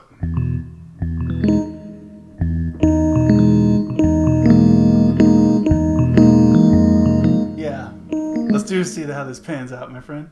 Echoes in the ensemble. Oh, what would you say? Echoes in the ensemble. Echoes. Oh, I wonder if you mean like wah, wah, wah, like the descending thing, right? The cadence. I mean the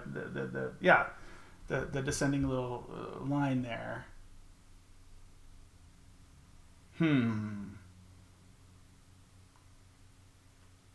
One could do that behind her solo. Yeah.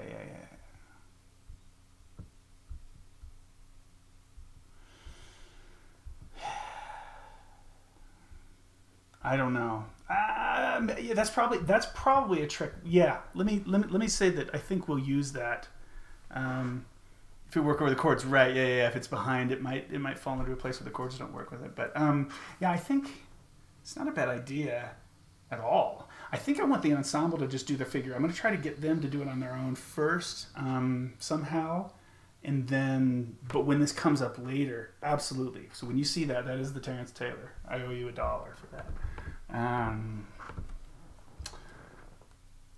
So now, but I'm thinking, do it.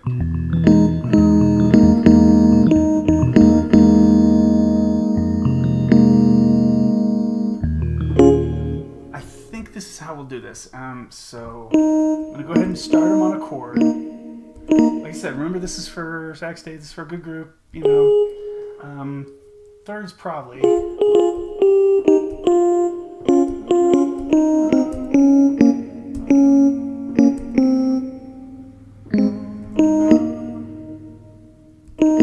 think since it's consistent, it works the whole way. I might do that and then see what the guys can do underneath.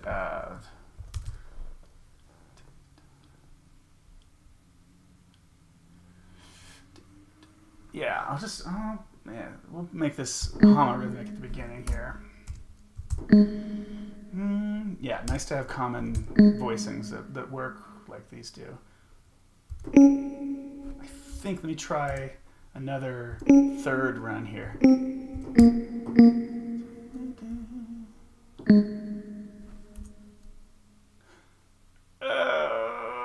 That's gross. I don't like the diminished.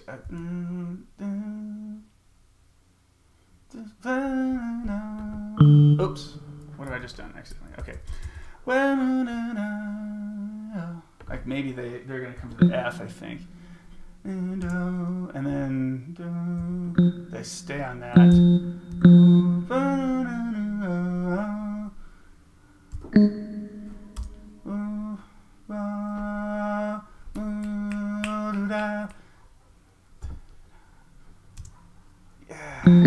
I don't know. For the intro, I'm just going to listen to it and get a vibe on how this would work. Let's see what this is doing. All the way to the beginning, just gonna get right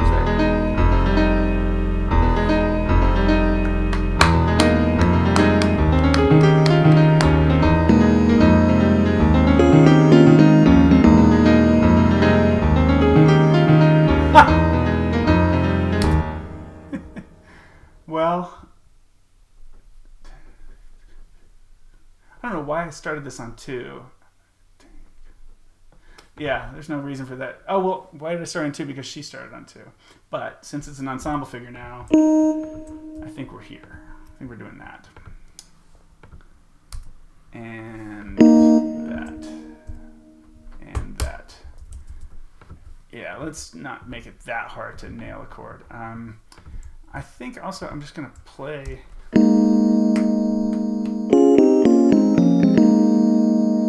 Whoa, whoa, yeah, it's kind of cool. That sounds pretty neat, actually. Oh, wow. You know what? But I think they need the ooh to, oops, to time this. You know what I'm saying? Like how they, whoa, whoa, whoa, so that they can do the ooh at the same time the gals do. I think that should be a pretty hip, simple.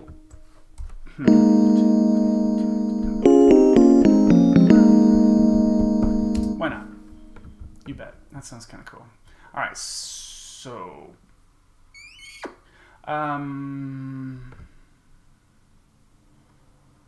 think that's all the ensemble does for a little bit, and then so.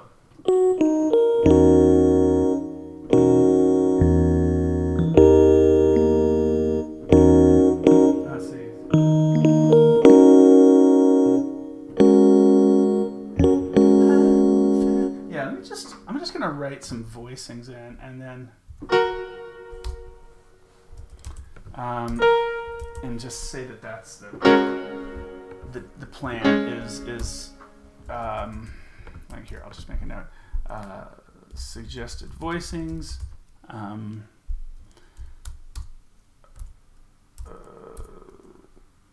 Play. Well, actually, I mean, this part's floaty.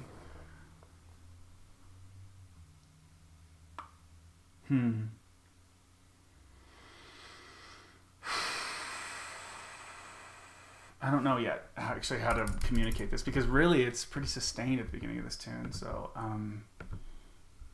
so I'm just gonna do it like it'll look like this ultimately. It'll look because I wanted this is the ink I want in there, but actually. Yeah, I think that's the deal. Okay, so what have I done? Oh, I undid that, but I want to do this, do this, do that, do this, and there we are. Okay, so then, so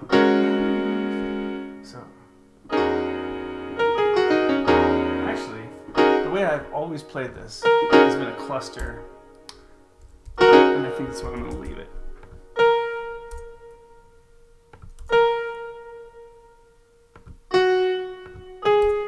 Yeah. I'm just going to make it a one-hand voicing real quick. They can figure that out. Because... And then... Try it. No need for left hand. Bass is covering it. And then... So...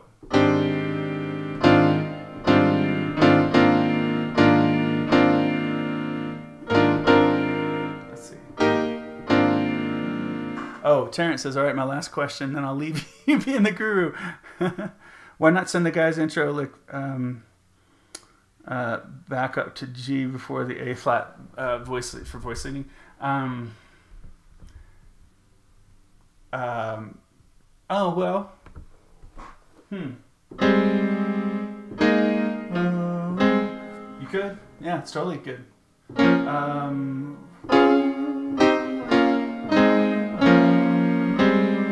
Yeah. Hey, man. I like that idea. There it is. It's a good call, man. It's a good call. Yeah, because in that split second, obviously, maybe it's weird that you've got a sus4 with a 3. We're not worried about that kind of thing. Really, it feels more like A flat major over E flat anyway in that spot.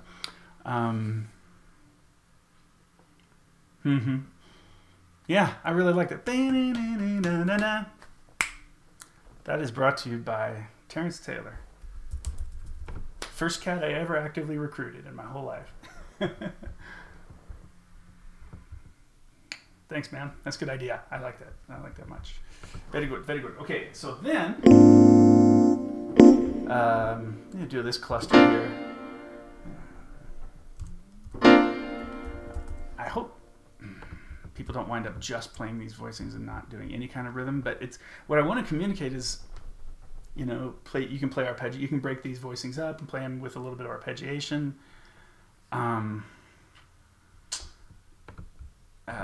You can play just parts of them. You can play rhythmically a little bit, but it also wants to be sparse, and I don't want to get people overdoing it. Obviously, this is, again, I'll play the demo, and I know that I believe Gal's got a really good pianist at Sac State to work, you know, to accompany them on this tune. I think so. At least last time I've heard their piano player, he or she was really good, if I remember right.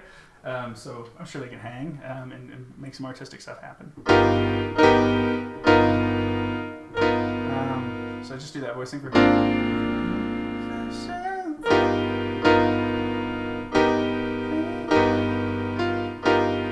think, yeah, I'll just do this sort of stock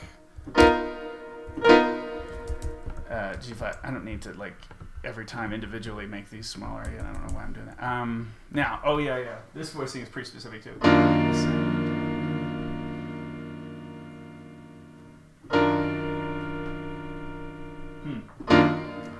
So that is what I want in the second bar.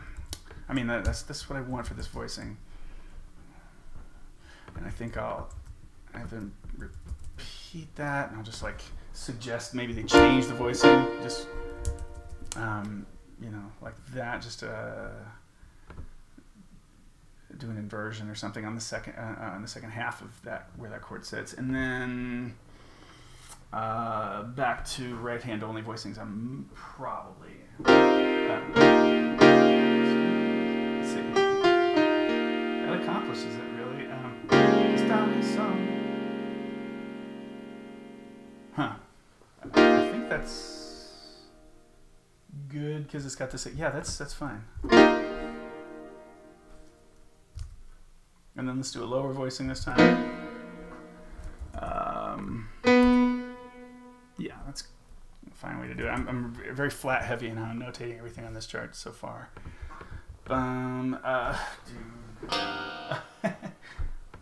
Ladies and gentlemen, the sound of the guitar on this chart.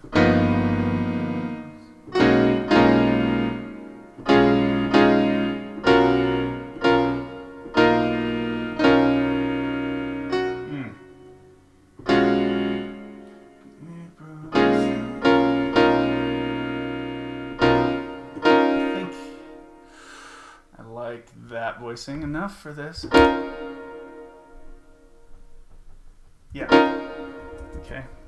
All right. Now that I've done a little bit of this, I'll cue them so I don't forget. Bink, bink, bink, bink, bink. Okay. I guess while I've already put in some of the changes, I might as well throw those up there as well.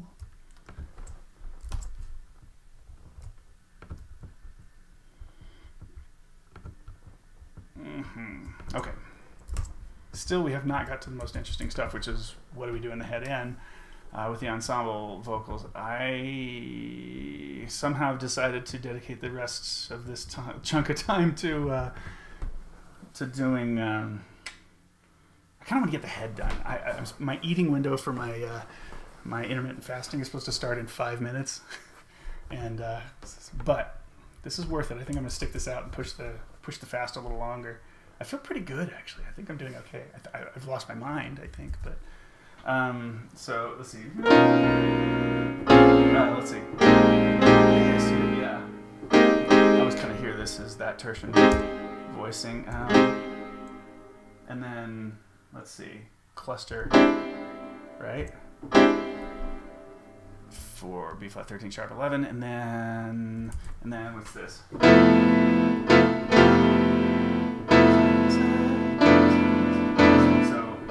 More clusters. A lot of these one-hand voicings, which it could be I use those because I'm, not the most skilled jazz pianist, but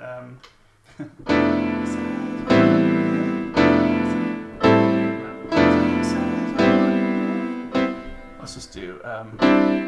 It says 11, but it's not going to make it into my voicing really. Let's see.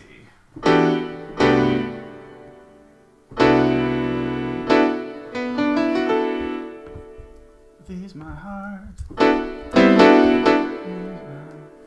What's a good? Oh well, maybe my most favorite voicing. Yeah, I'll do the old standby. It's one hand playable,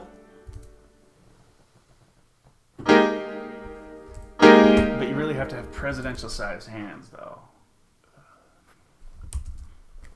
I didn't like that joke either. I take it back.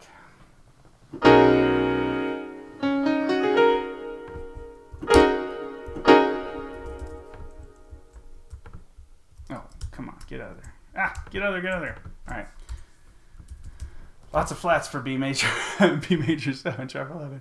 Yeah, but I've just decided to be in flats on this tune, and it ultimately, well, not in every possible case. So like here's a sharp, but what am I doing? I'm gonna take a break from all that, and once again, this is where I take a brain break just for a split second in order to do something logistical like make cues out of those guys or gals. Hey.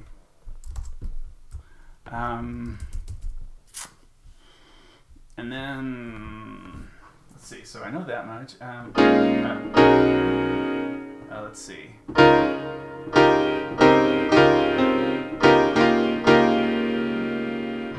Actually, yeah, basically the equivalent of like an E flat add 2 in the right hand of this voicing is what we want. Yeah, that's playable by humans, right? Yeah. Yep. And then this should be good. Yeah. And then I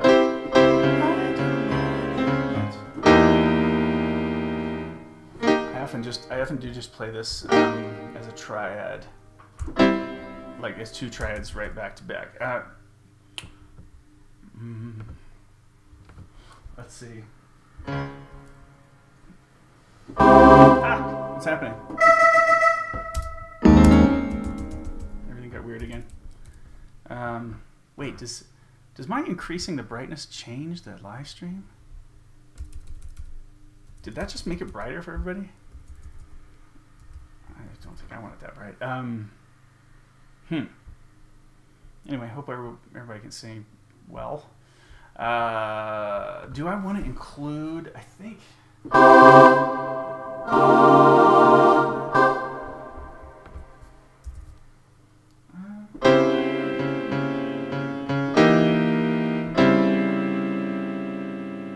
Actually, I kind of want left hand on this.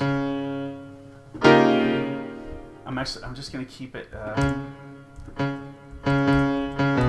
Again, one could be rhythmic in their playing with the left hand that I'm. Wait. Yeah, just put it there.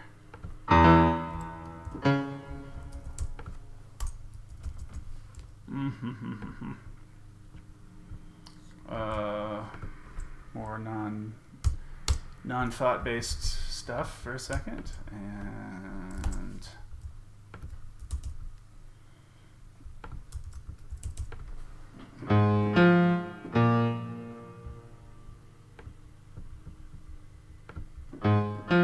the left-hand piano can do all of this, I think. Yeah.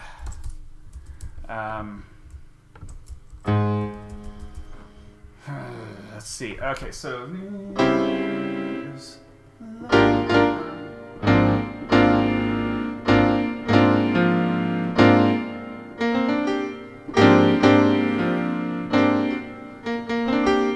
do this.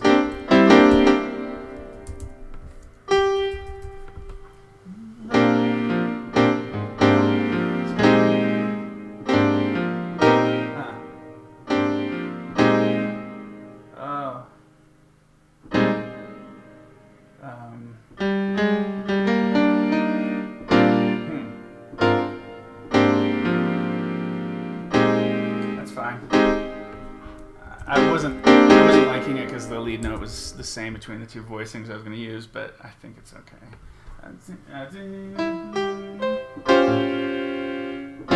So I'll do the low voicing with the half step.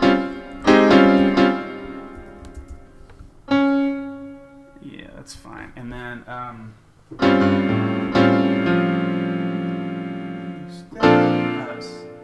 oh, wait.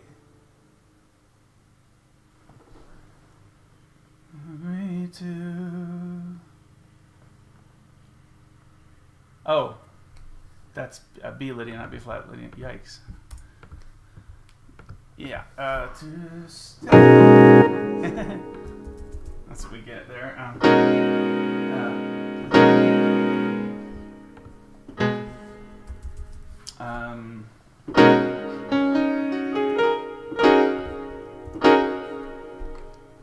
To stay. It's a lot of sharps there, but it's correct. I still think I'm gonna go ahead and make this flattish in the way I represent everything on this chart for consistency. Let's see, so that's to stay.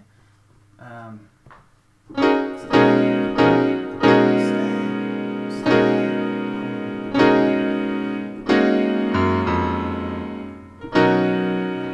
just gonna indicate that would hold over, because I actually could. I'm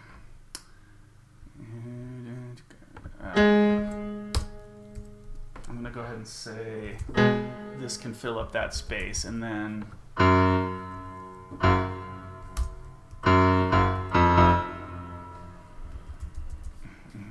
yeah, I would do like, you know what, that's just unnecessary. Bass will be covering it. Okay, cool. Well, that's not too bad, actually.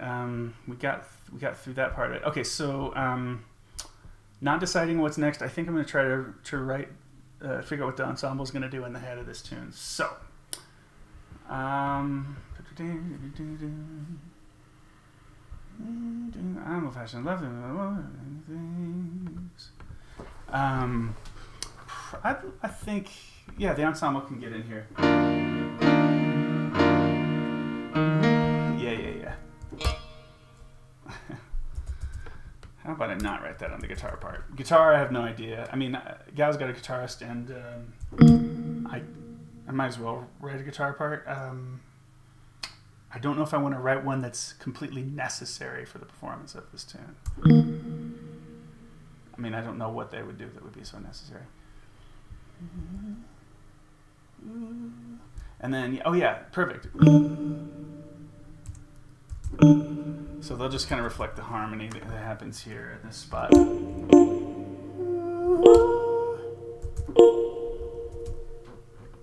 Oohs, I'm sure.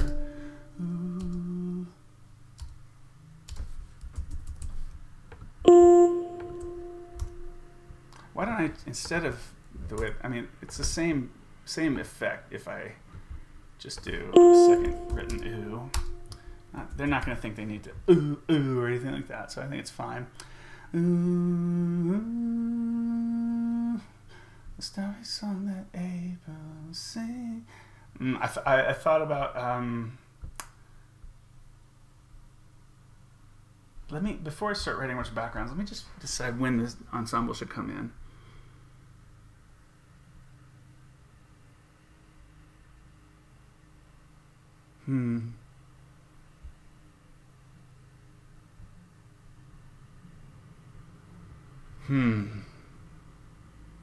God, this almost wants to be a double hitter. I mean, at this tempo, this song goes by so fast. I mean, where are we at the end of the head? How long has it been? Where's my transport? I don't have that. So yeah. Yeah, that's the good news. It's 1 minute and 13 seconds in. So yeah, there's so much developing to be done on this tune. That's so much developing. As brilliant as the original thing is, it goes by really fast. And so I've got a lot of clock time actually to fill for the chart. Well, starry song that, the starry song that, the starry song, the starry song, the song that April. All right. The starry song that, I'm gonna write a figure that is easier for an ensemble to sing and to hold chords. The thing is, like, it's written high enough that we can hang some chords. So let me try doing it like this. I'll do the star, the star, the starry song, the starry song, the starry song. Yeah, I've got to simplify and make it sound hip. So the starry song that, starry song that April, song that, starry song that April sing. Chord changes on beat 1, so April sings. It doesn't work so well.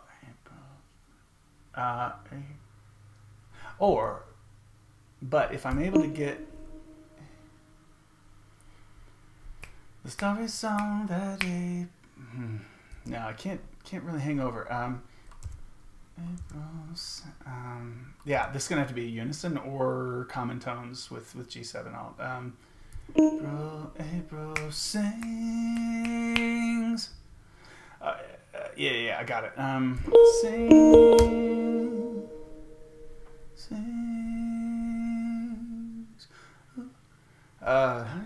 April sings. Ooh, is what I want, but sings.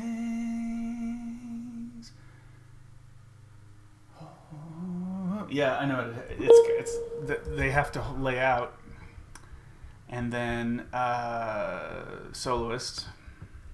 So let me just write this in. The star. Yeah, exactly. That's what it is. Sorry, I'm answering Terrence, who said unison and then have them split on sings. Well, totally. In fact, the whole ensemble could, the starry song, octaves. Let April sing. That's one of the options. Yeah, thank you for looking that up. I hadn't even considered what was going to be common with B major. Yeah, it should be in the clear. Oh, well then we'll try that. We'll try that because I kind of wanted go chord. I did want to chord that stuff up and make, write some density there. Yes, thank you for doing the research on that. I hadn't even put my brain to that yet. Sorry, song that April sings. Okay, and then how is that not a vocal jazz crescendo? Why did it just tell me there was something not in view? That's so strange when it does that. It's definitely in view. So Vegas, keep track of what's in view, man. Okay, you guys roll. Thank you for helping. So, well, let's see. Let me just throw this down here for reference. Get rid of the lyric, and then get rid of that. Now some chords. Yeah. So I can write tertian to start. So,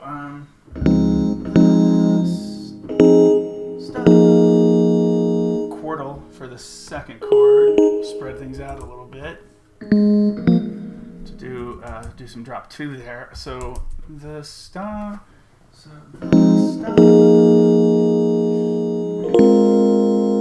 Starry song, starry song, starry song. That's fine.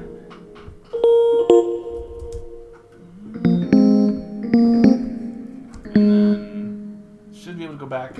Oh yeah, this is gonna work nicely.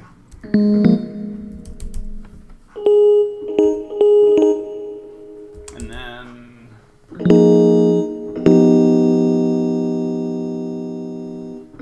yeah. Not sure how this is gonna go. What would that be?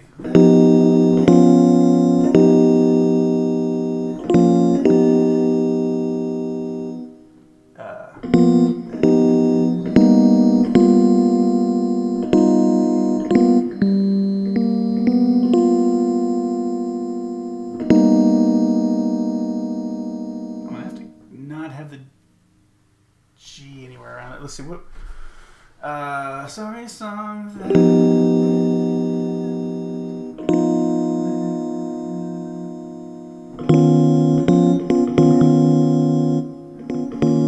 I want people moving on ape rule.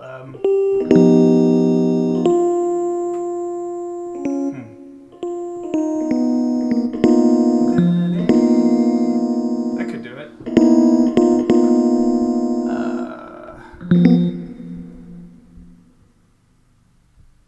Yeah, that's how I'll notate that. And then, oh, I wanted the moving.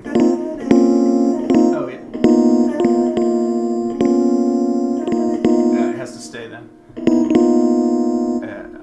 Altos have to stay. And then, April. So now what's my common chord? Let's see.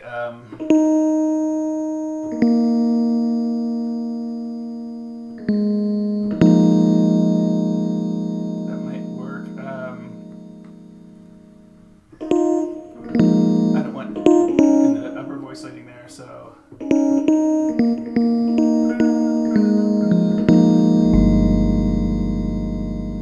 we're thirdless, but I think that's gonna work. It's so fast. The starry song that April. I mean, we're worrying about something that almost can't be heard clearly. I still like to operate on the rule of, you know, it has to be an approach or a non-harmonic tone. If it, you know, it can be if it's an eighth note, and if it's, you know, if it's non-harmonic, it's okay, and you write an approach chord or something like that. But if it's a quarter note or longer, kind of needs to agree. So yeah, finding the common chords were pretty important there, I think.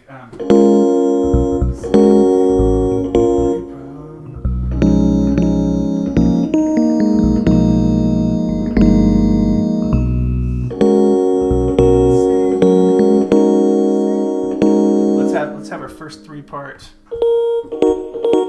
upper structure, or not upper structure, but kind of, yeah. But treble voicing. Now,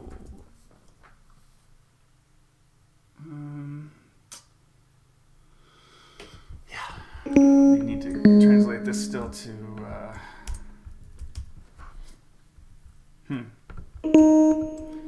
flats, is what I'm saying.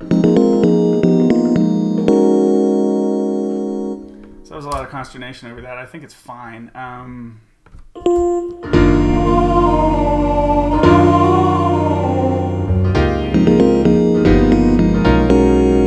gonna be fine. It'll be fine. You can't really hear it. This is pretty good for keeping in the ensemble. I mean, this doesn't have to be a solo feature. I was saying that from the beginning. So, let me think about this for a bit.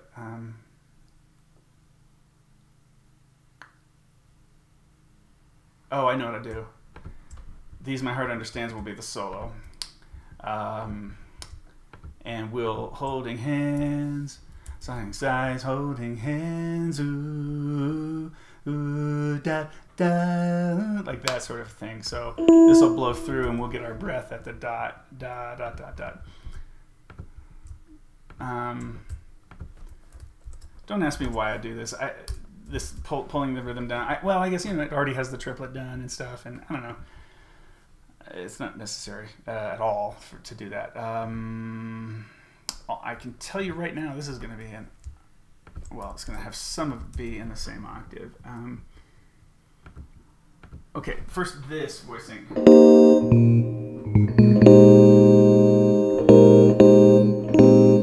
Yeah, two note voicing, or two parts, and two parts. This, so boom.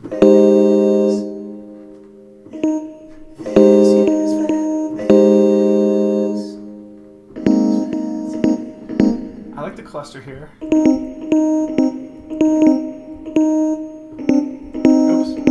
I mean, this technically is also sort of this is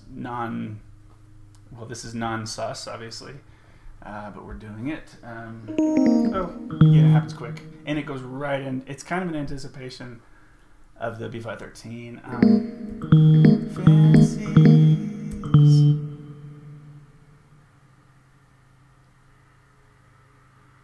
I wonder about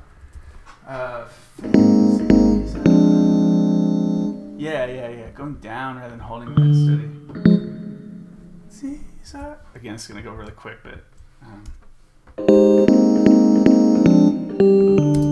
don't know if that doesn't really help anything to listen to that. Okay, this I know the voicing. Passing sharp 11.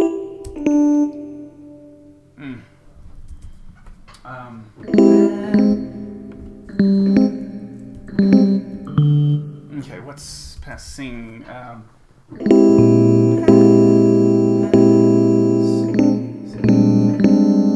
cool.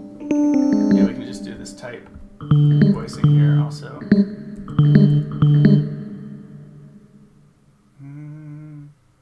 But sighing, sigh, and then loco unison there. And then but holding chord on hands, I think. Holding hands, because just, I mean, it's just convenient the way the line's shaped.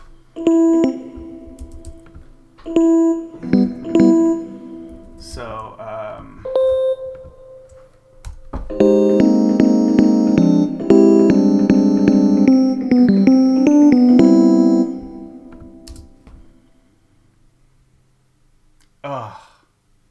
hands. Oh, this is gonna work. Holding hands. Holding hands. Now.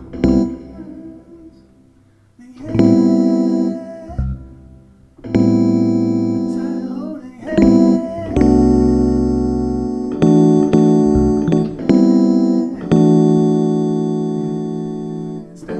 Hands dot. And it going from words to syllables without a breath.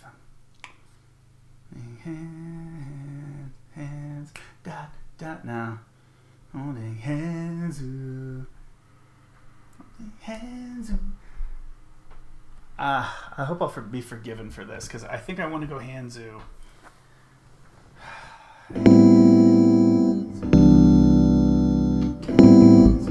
Lower voicing.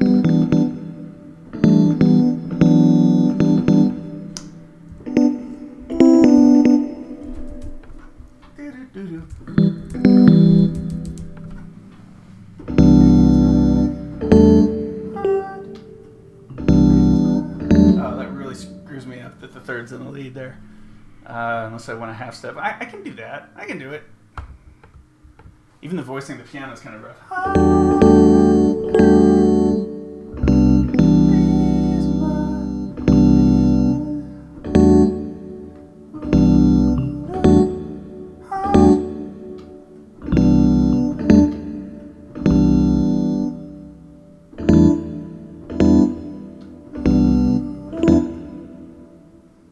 And that's going to be the same problem with understands too. I almost can't use my favorite voicings there, frankly, because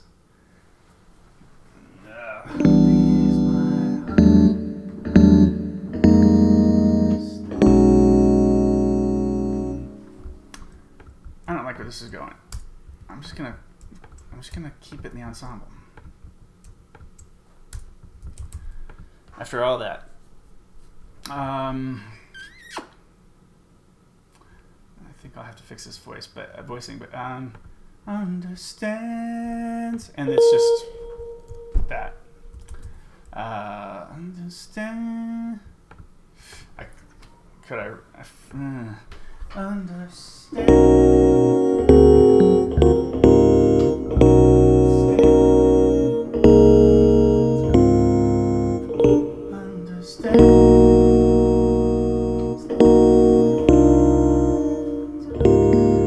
Julia, this is my first actual arranging move to do.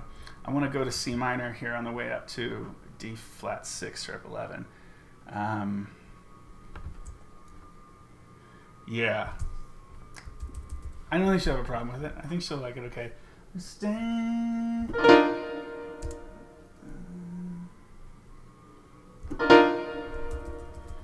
Yeah, I think it'll be okay with my lady.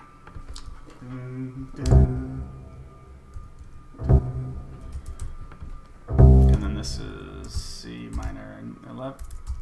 Wait, caps lock. My 11. Got there.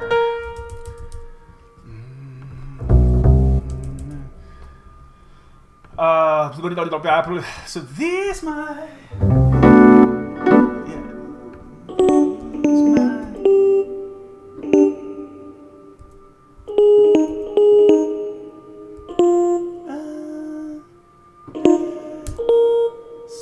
Okay, and then this is going to be. Well, I'll take a second to do that. These, yeah. These my. And then what's this? These my heart. These my heart. Actually, go ahead. This is one where you can have a root in the bass. And I mean, I think for the voice leading and for the vertical relationships, that's going to work the best. Hope that's not annoying. Like neighbors blowing his blower on the driveway.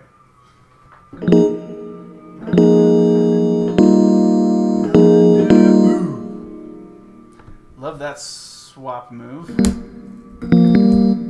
This sort of soprano and basses swap move.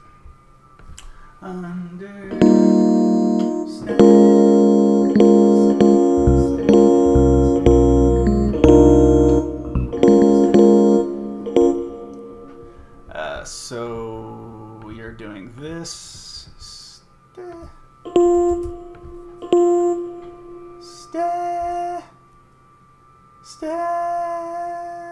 Oh, well, that can. Hold on. What are my voicings here?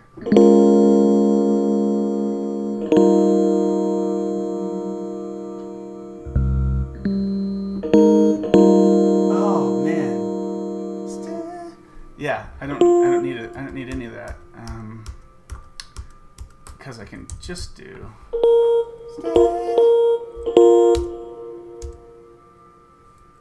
Oh, I think that's a slur.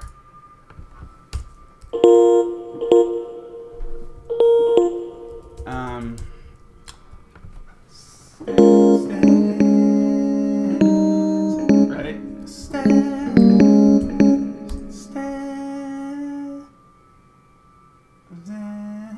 Oh, see, in my old days, I would have written this. Which, I'm going to make the bassist figure that out. That's awesome.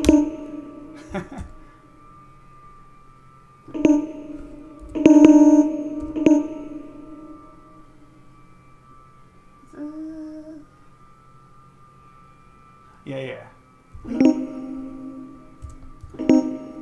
And then we're out there. Okay. Hold, and then.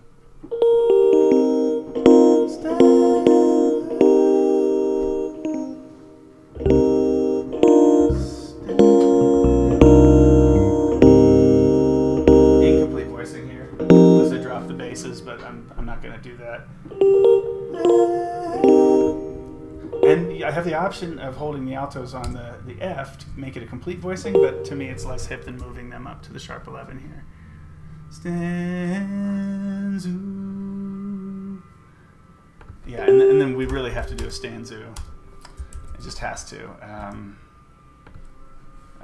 This is I would say, decrescendo that goes all that way.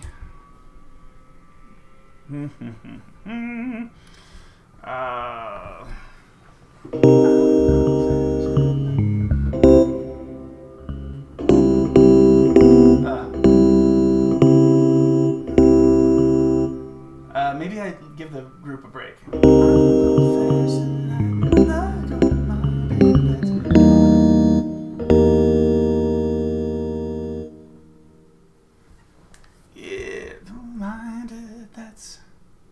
Yeah, let's get the group together with her on That's How I Want to Be.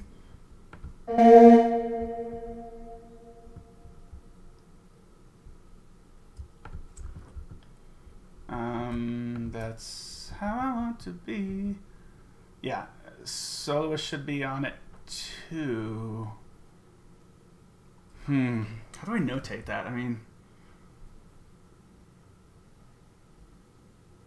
well, no. I mean, if the ensemble's taking over, they're taking over, so I get rid of it. That's the way it goes. Yeah, cool. Super obvious unison spot there. That's how I want. And then, actually, how I want to be.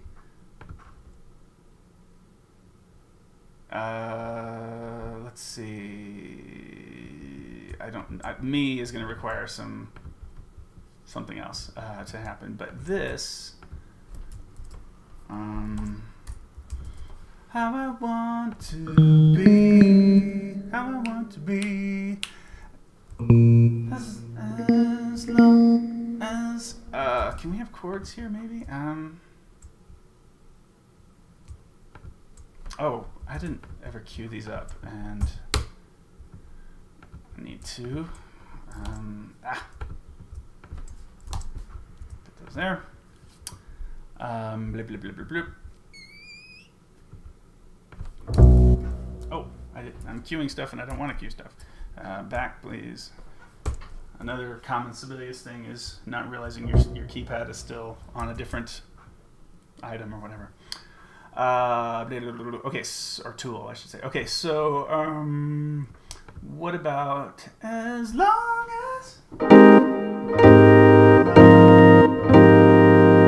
Let's go 5-part voicings here.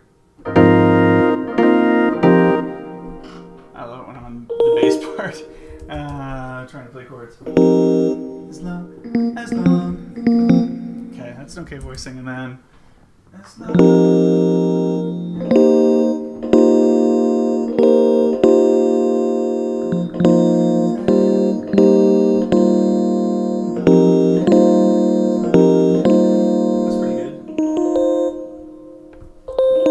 That process going back and forth between two voicings, obviously to check voice leading there.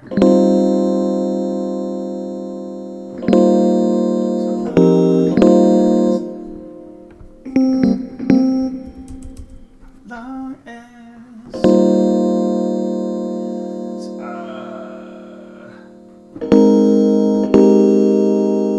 cool, tertian.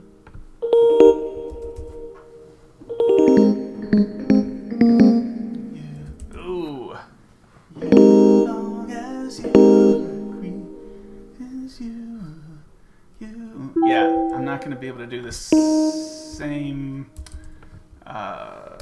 approach with the ensemble that we would have done with this as a soloist, or if it was a soloist on there. As long as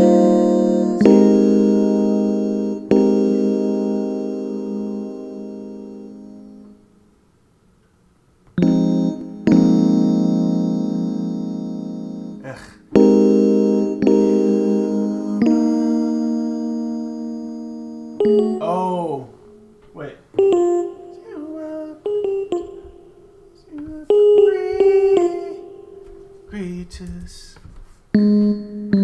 First of all, I mean, that's what it really is. And then,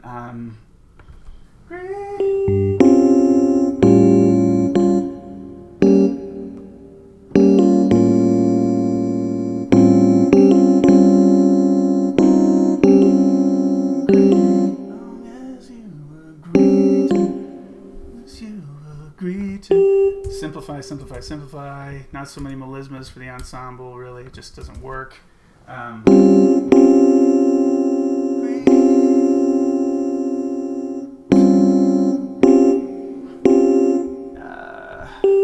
Cluster. Or, well, no. I think that's what I got. I think that's the best option there. How does that get into it? So,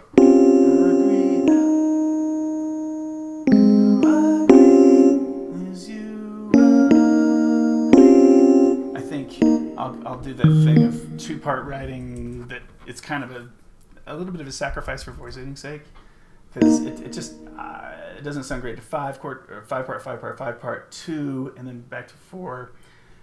You'd rather go to unison if you're going to break it down, I think, for that. For a note like that. But on if it were accented, you go unison, or, you know, prime unison on it. Yeah, but that I like that fine. And then and then just basically inverting this situation here.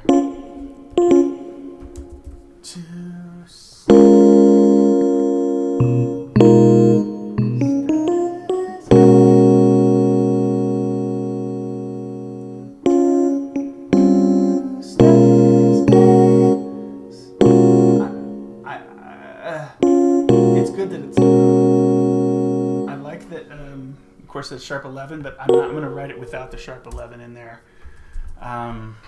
because stay is a fresh note in this situation, and I'd like that. To stay. So easy enough for the guys, and then prime unison all day long. So stay old-fashioned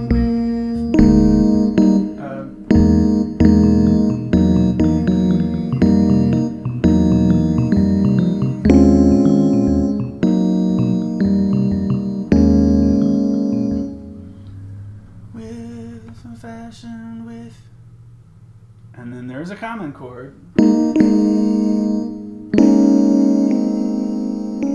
But yeah, if anybody has to move, I think it's probably going to be less effective in this spot.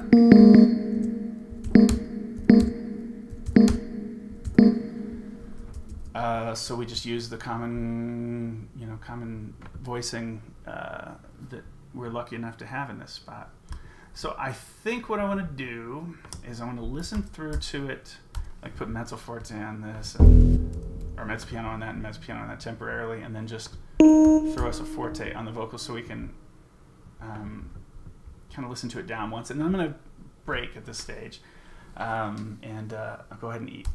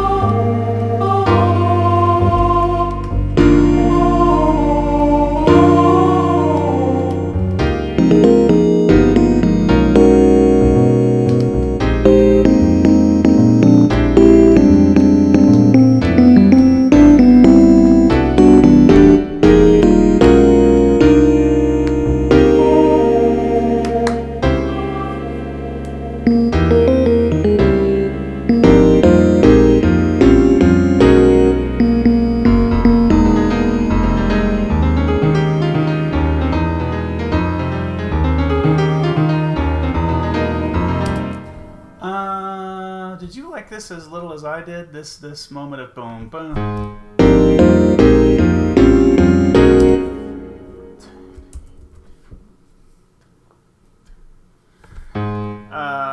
Yeah, actually it doesn't work for me now. In this version of it, I think we're just gonna do this. Yeah, I'm gonna simplify them. That's.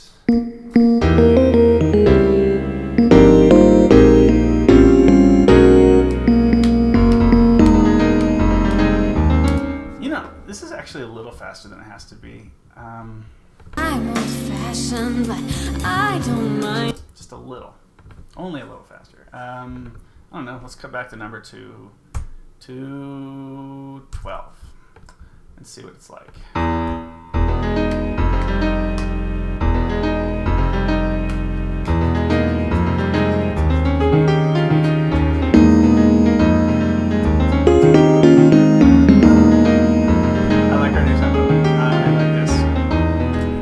This is gonna work for stuff. It's gonna work a lot better.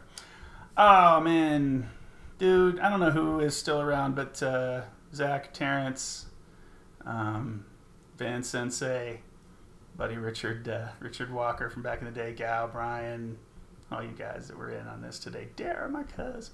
So I appreciate everybody joining me for this, and everybody else that might have done, and everybody who watches in the future. Sorry that I would imagine the first 6 minutes is gonna suck on this video. Maybe I have the ability to edit that out. But I'll be back. I may even hit this again tonight. If I have the stamina for that, we'll see how it goes. But this was really fun. I appreciate you guys watching, and we'll get back at it soon. So thank you.